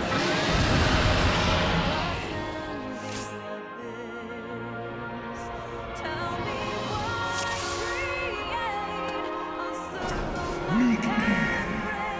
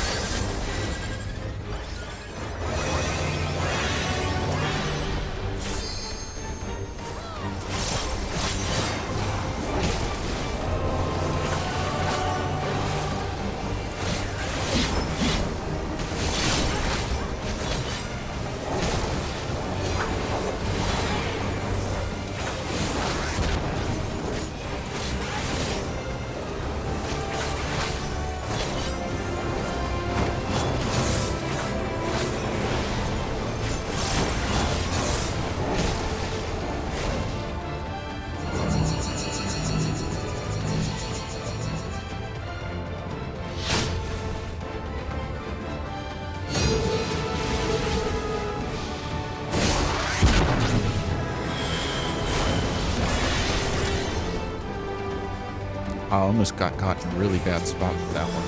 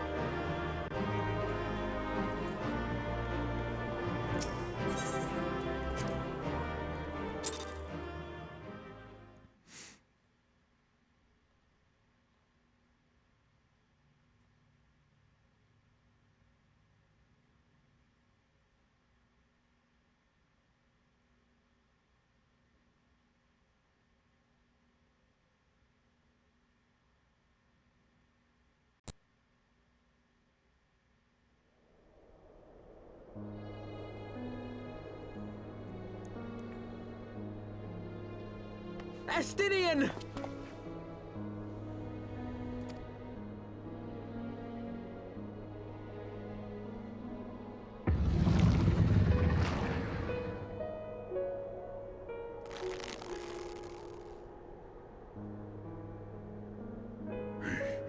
Is this to be mine end?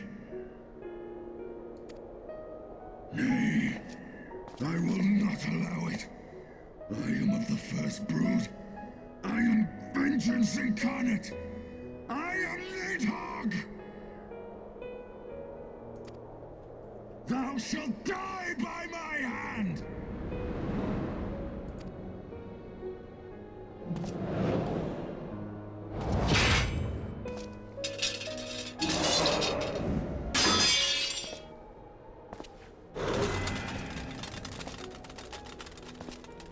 This is not your hand, worm!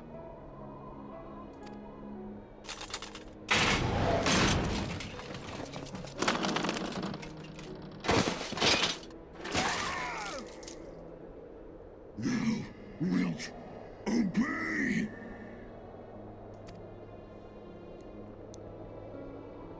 I would ask one last favor of you, Warrior of Light. Finish me, now, while I have the beast subdued!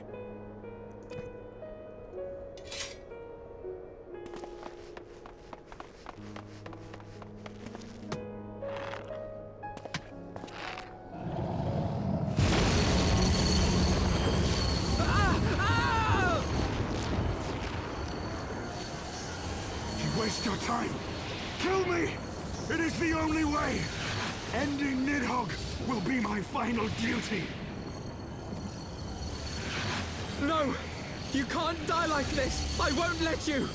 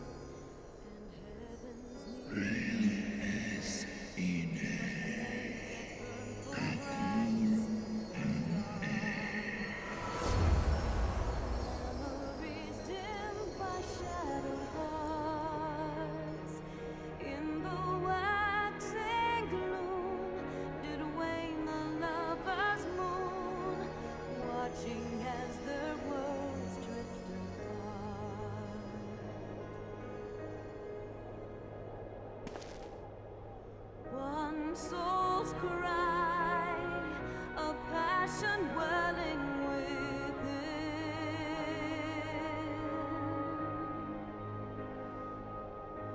Sacrifice,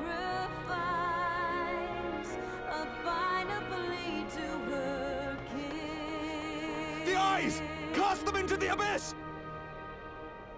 Yet this bond of hope by treachery was broke, scattering her words to the wind.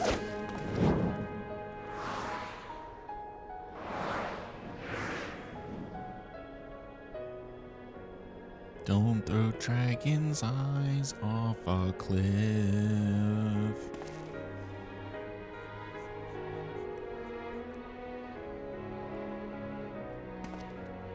Don't throw Nidhogg's eyes off a cliff.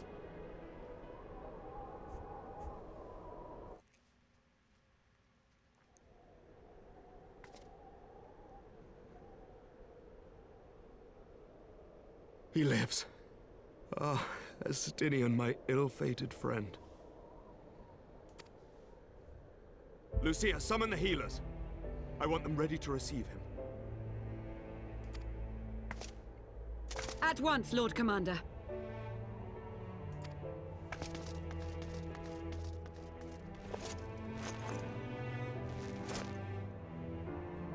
Allow me to do this much, at least.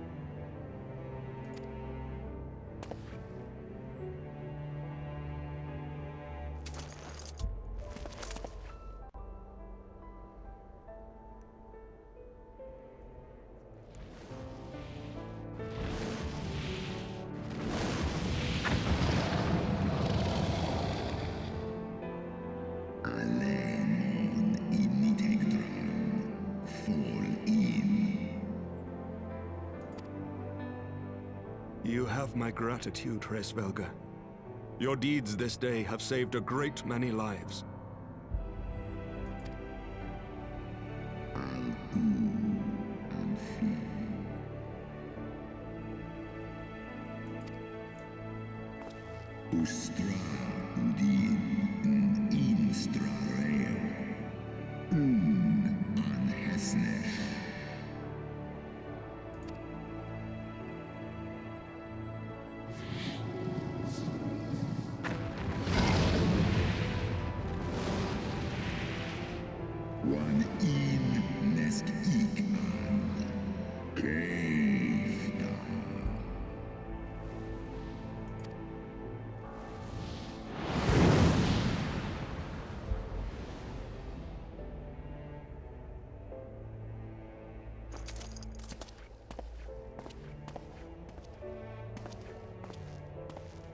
The battle is won.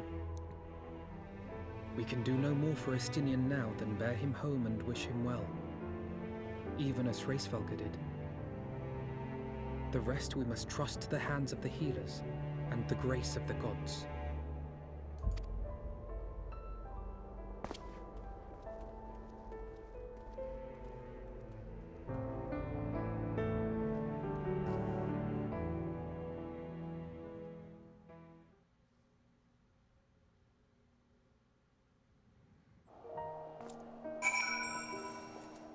Man, that was insanely epic.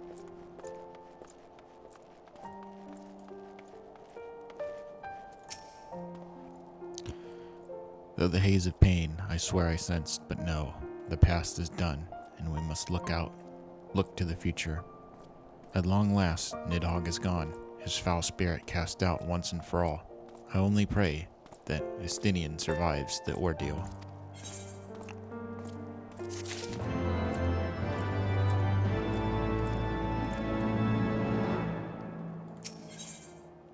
Heroes of the hour. Alphanod seems distracted. Your battle with Nidhogg's shade will beget many an epic ballad, Alaric, and rightly so. It was, without a doubt, one of your more epochal victories, though I must admit that I took greater joy in seeing you emerge from the experience unscathed.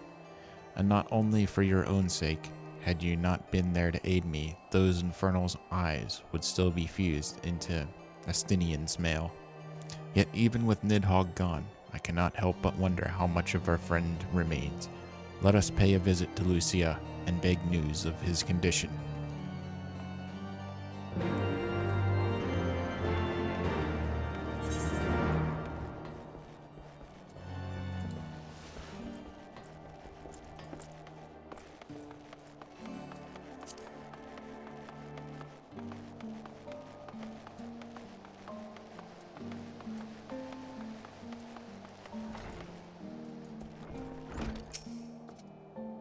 Alaric, Master Alphino, my honored friends, as if winning Hraesvelgar to our cause were not enough, you took it upon yourself to rid us of his brood brother. I know not how to thank you. My own contribution was hardly noteworthy. The true saviors of the dawn were Alaric and Estinian, one triumph over Nidhogg's shade through the strength of arms, and the other through strength of will. And speaking of Estinian, what news of his recovery? The Azure Dragoon was conveyed to the infirmary, where he now resides under the care of our hospitaller captain. I am told he has yet to regain consciousness. But as you know, Estinian's mind and body were held hostage for many days. We must be patient and allow the process of healing to begin. In the meantime, you would do well to rest and recover from your own ordeals. But surely, Sir Emmerich is never long from Estinian's beside, and will send word the moment there are any developments. Now, if I have satisfied your concerns, I believe Lord Edmund and his sons are most eager to celebrate your return. Very well, First Commander. Come, Alaric. 'Twould seem that we are awaited at Fort Tomp Manor.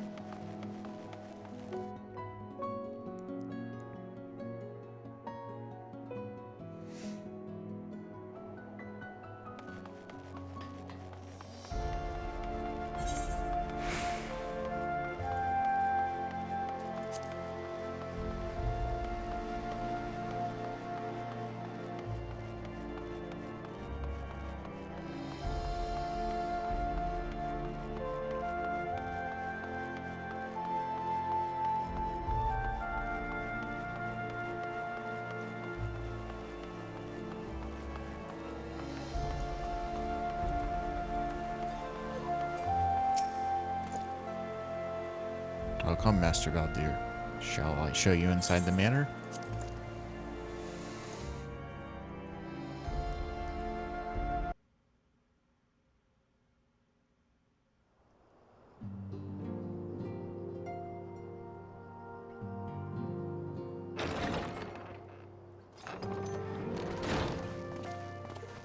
The heroes of the hour return. We but did our duty, my lord. It was the memories of fallen friends and not our heroism which saw us through at the last.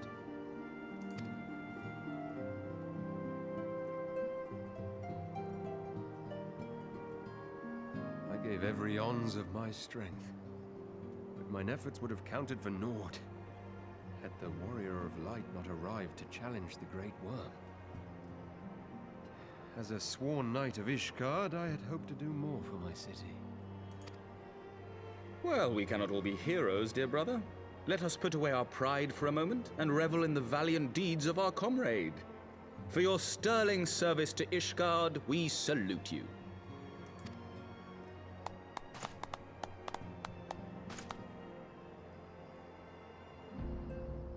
And while we're on the subject of valiant deeds, I believe I myself have earned some small measure of recognition. Under my watchful command, the ballistas of the Outer Ward struck down a veritable swarm of Dravanian invaders. My lord's command was certainly watchful. He bravely watched as the siege crews took aim, and continued to watch as countless wyverns met their end. Indeed, the ward's defenders proved so well drilled that my lord had little occasion to stop watching.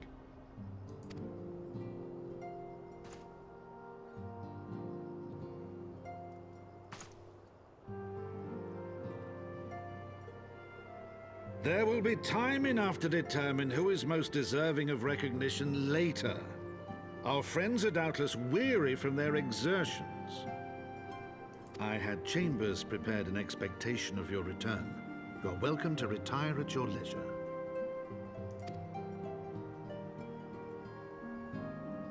I am most grateful for your hospitality, my lord, but I believe I shall pay a visit to the Temple Knight's Infirmary. Pray excuse me.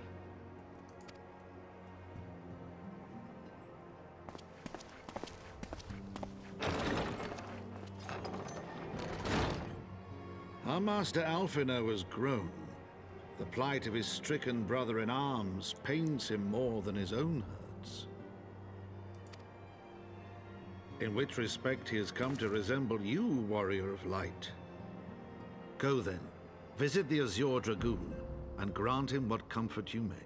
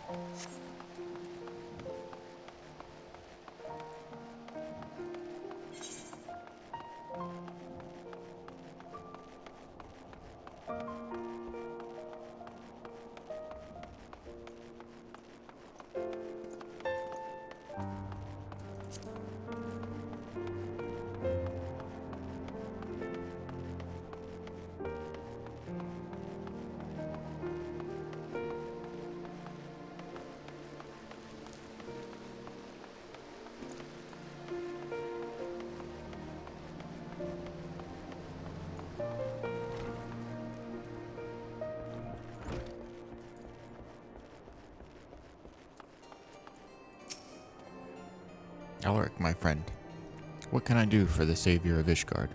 You seek Master Alphino? Ah, he came to relieve me of my vigil a short while ago, when he begged to sit at Estinian's side. Could not well refuse him.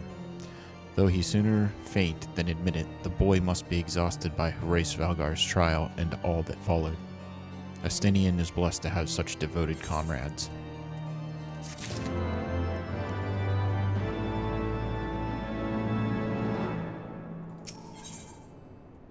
Litany of Peace. Emmerich appears lost in nostalgia.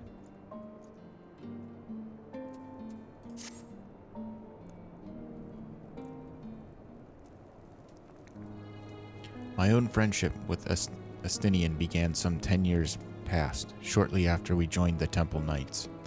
I learned his name soon enough, but Estinian barely registered my existence. I was less a fellow recruit and more a shadow which occasionally darkened his path. And so I might have remained had fate not seen fit to intervene. While out on patrol, our company was set upon by a dragon, and we were the only two to survive. The experience forged a bond between us, as such life-threatening situations are wont to do. Despite our friendship, he remained an intense and solitary youth, wholly obsessed with claiming vengeance against Nidhogg. Revenge was ever at the forefront of his mind. Revenge for the death of his parents, and revenge for his younger brother. I would venture that in Alphino he sees something of his lost sibling, and in the ungentle chidings of Estinian, Alphino has found the elder brother he never had. Truth be told, Estinian's tactless observations have saved me from disaster more than once, and I can well understand Alphino's affection for him. He is a friend for whom I would gladly... Lord Commander, your presence is required in the infirmary. Is he? Tell them I am on my way.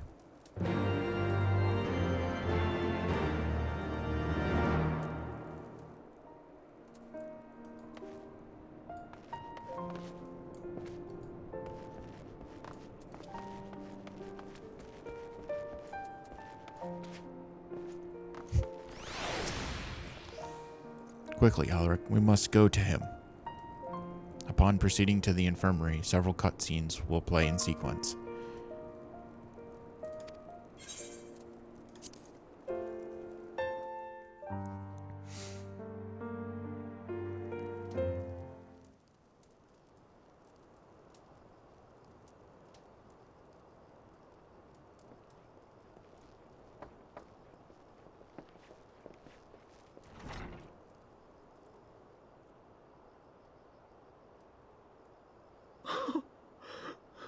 Estinian!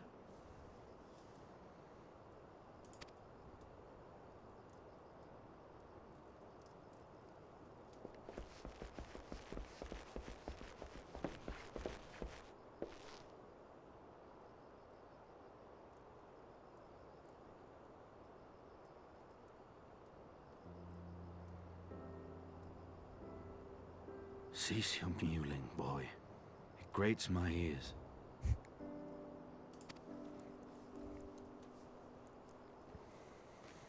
Forgive me. When I saw you awaken, I could not... It was such a relief. We feared you might never wake up.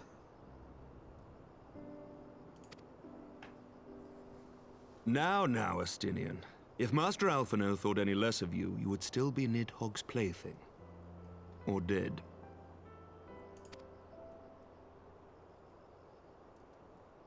Aye, 'twas but a jest. I thank you, Alphino. And you too, Warrior of Light. Quite how you managed to persuade Hraesvelgr to aid in his brood brother's downfall I cannot imagine. But full glad am I that you did. Yet again, you have achieved the impossible.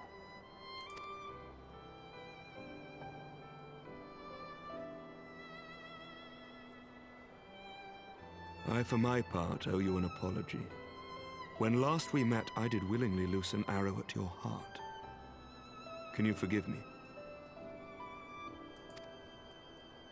There is naught to forgive, Emmerich. You but acted in defense of Ishgard as is your duty. Were you any less single-minded about it, I would not follow you into battle, nor trust you at my back. Besides, I had come to the selfsame conclusion that I would have to perish for Nidhogg to be stopped. So let us dispense with the hand-wringing. I have heard enough mewling for one day. Oh!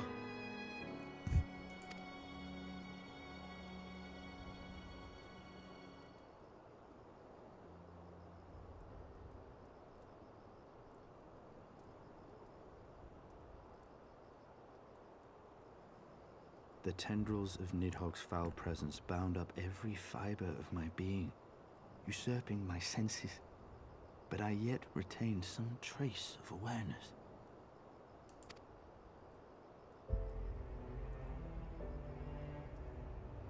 The worm's mind was as a vast and tumultuous sea.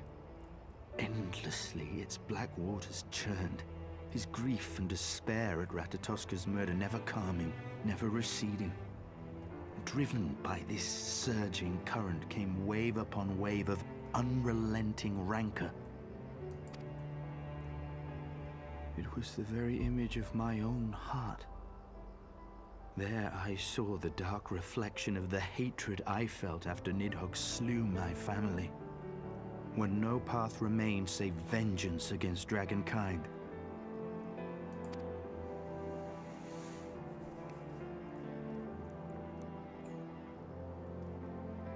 Neither one of us had a choice. But I was blessed with something Nidhogg was not. Comrades and teachers to console and admonish me.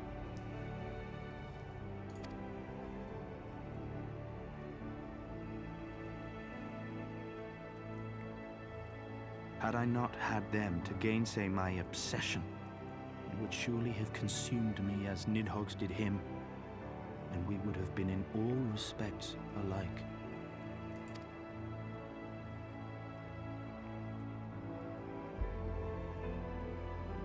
Though his shade is banished, his spirit scattered upon the sea of clouds, I feel no joy at his passing. Where once I craved vengeance, I now crave rest.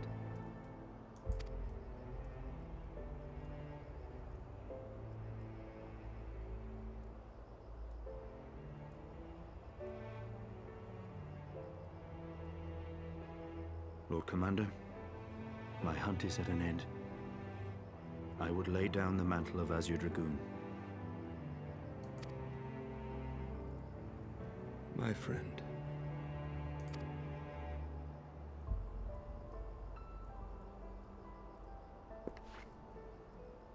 He has tired himself with too many words. I doubt not that he will make a full recovery, but he must be allowed some few days of quiet.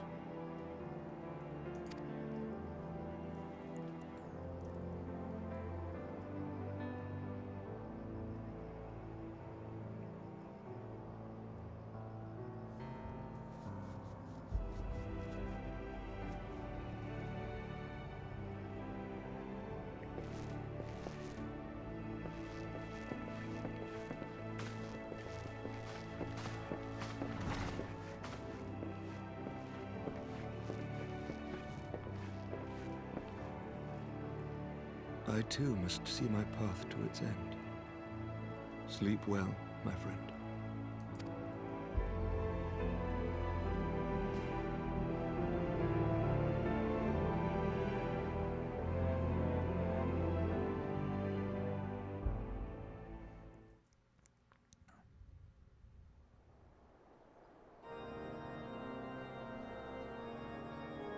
Following the battle with Nidhogg on the Steps of Faith, Sir Emmerich called an assembly that he might make his final proclamation as acting head of state.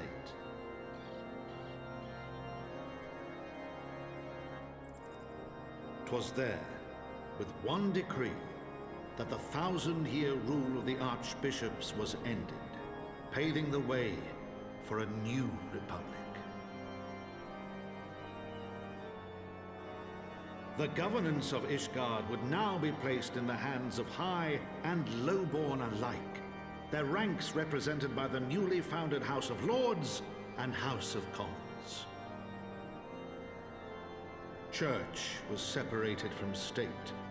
The foundation for change had been carefully laid, and the reforms proposed by Ishgard's new government passed into law without incident. His duty done, Emmerich de Burrell gladly stepped down from the Archbishop's dais, only to be raised unto the highest seat in the House of Lords.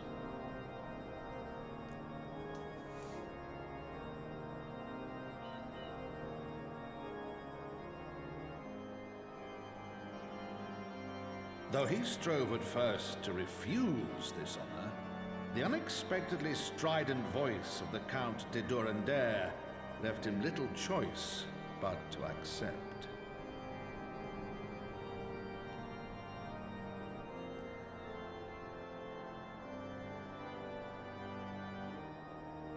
And so it was that the winds of gentle revolution came to stir.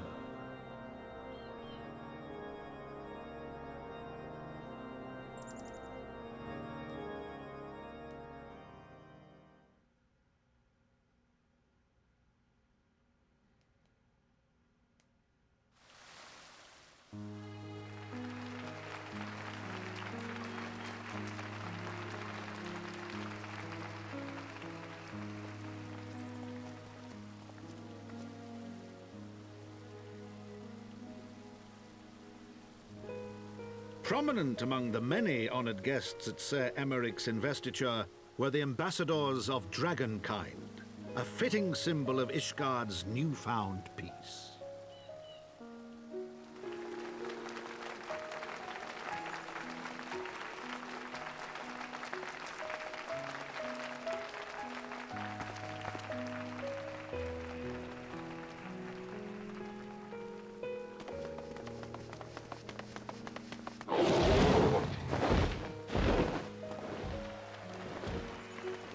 The people looked on in awe as he soared through the heavens on Dragonback.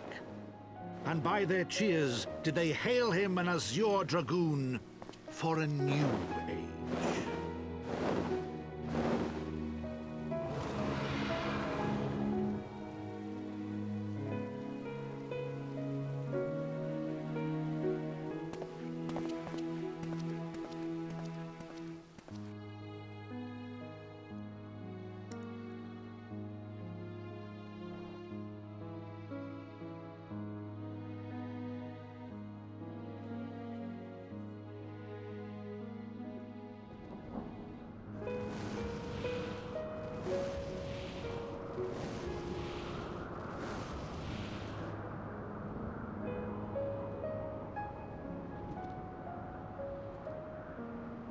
Thus were the notes of the dragon song rewritten, the din of war giving way to a rising litany of peace and hope.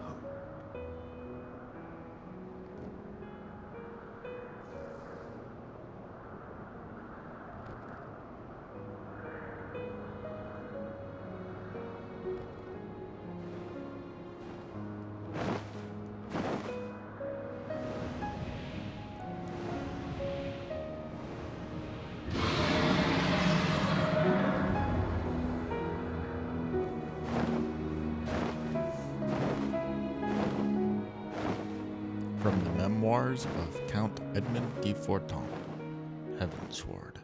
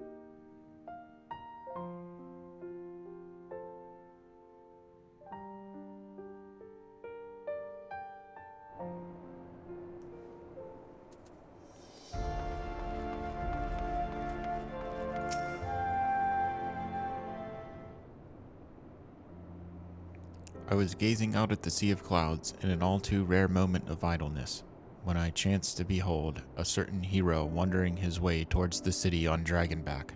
Welcome home, Alaric.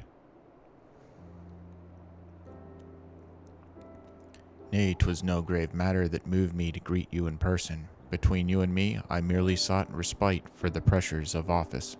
No sooner do I surrender my role as temporary head of state than I am burdened with a position of more permanent responsibility. I fancy that it echoes in some small measure the way you must feel when your improbable feats of heroism are rewarded with still more impossible challenges. The myth which guided our society for generations lies in tatters, and I then to be scorned for building upon the system of nobility that I once sought to tear down. And what strange jest is this that places me at its pinnacle, an archbishop's bastard at the head of the House of Lords?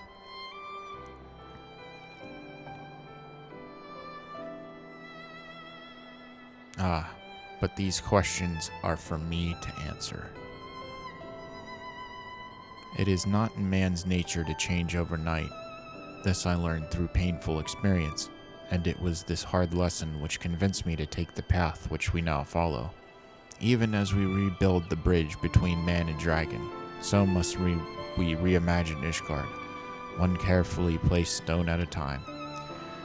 We must remember that it is not for us that we lay this groundwork, but for the men and women that our children will become.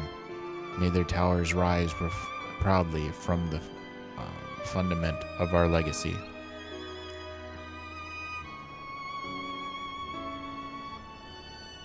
I hear word from Captain Whitecape that Estinian has vanished from his sick room. His willfulness survives undiminished. Should you ever happen upon our unmannerly friend on your travels, pray assure him that I shall keep Ishgard safe until he deigns to come home. Thank you, Alaric, and please, convey my warmest regards to Master Alphonso.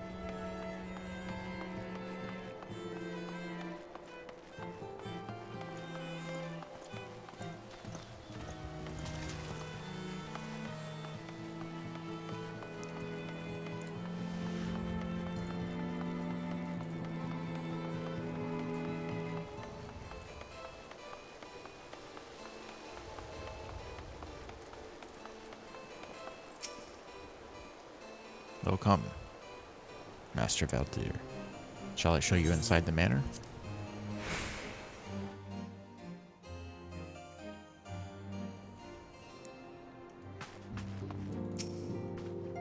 He spoke with Sir Emmerich. I did not envy him his new position. Ishgard has chosen a new road, but one lured with the detritus of 1,000 years of broken faith. Yet, though her people may stumble from time to time, I know of no better than Sir Emmerich to lead the march of progress. As for us, there remains the small matter of ushering in a new dawn in the shadow of inscrutable Asian machinations and seemingly endless procession of primals. But we too must walk our chosen path, no matter how treacherous the footing.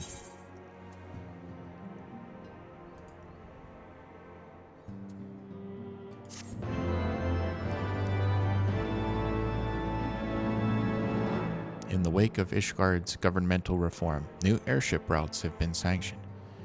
You may now travel to a selection of distant locales from the landing in Ishgard. It's pretty awesome.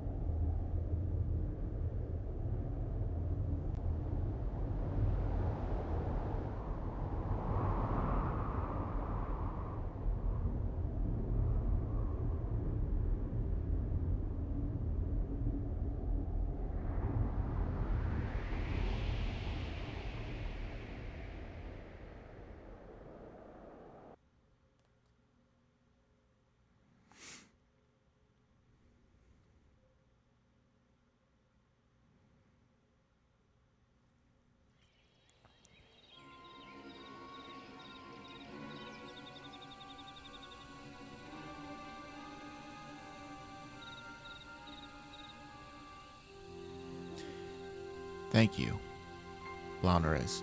Nay, you need not remain there. We shall rendezvous at the usual place.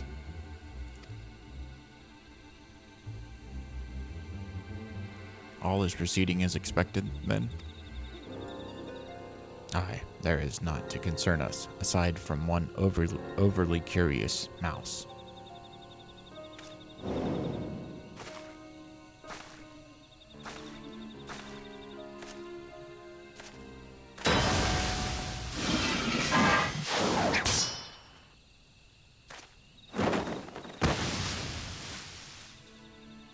This way.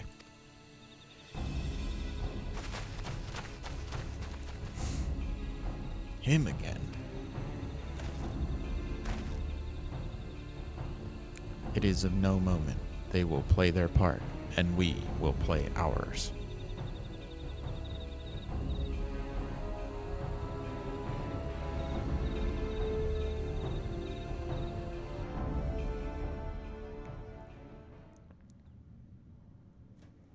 And thus did gray mists give way to azure skies. Man and dragon rise above, voices joined in song, but beneath shrouded boughs, beyond the scope of light, shadow stirs.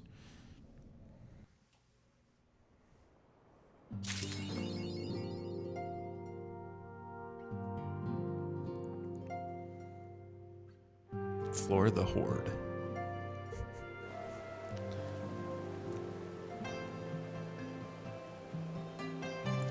Alright, well, I'm going to end my playthrough episode here for today. Thanks for hanging out. Thanks for watching. Did a lot of epic stuff today, including see the end of the Dragon Song War, the recovery of the Azure Dragoon, and the reformation of Ishgard. I will see you next time.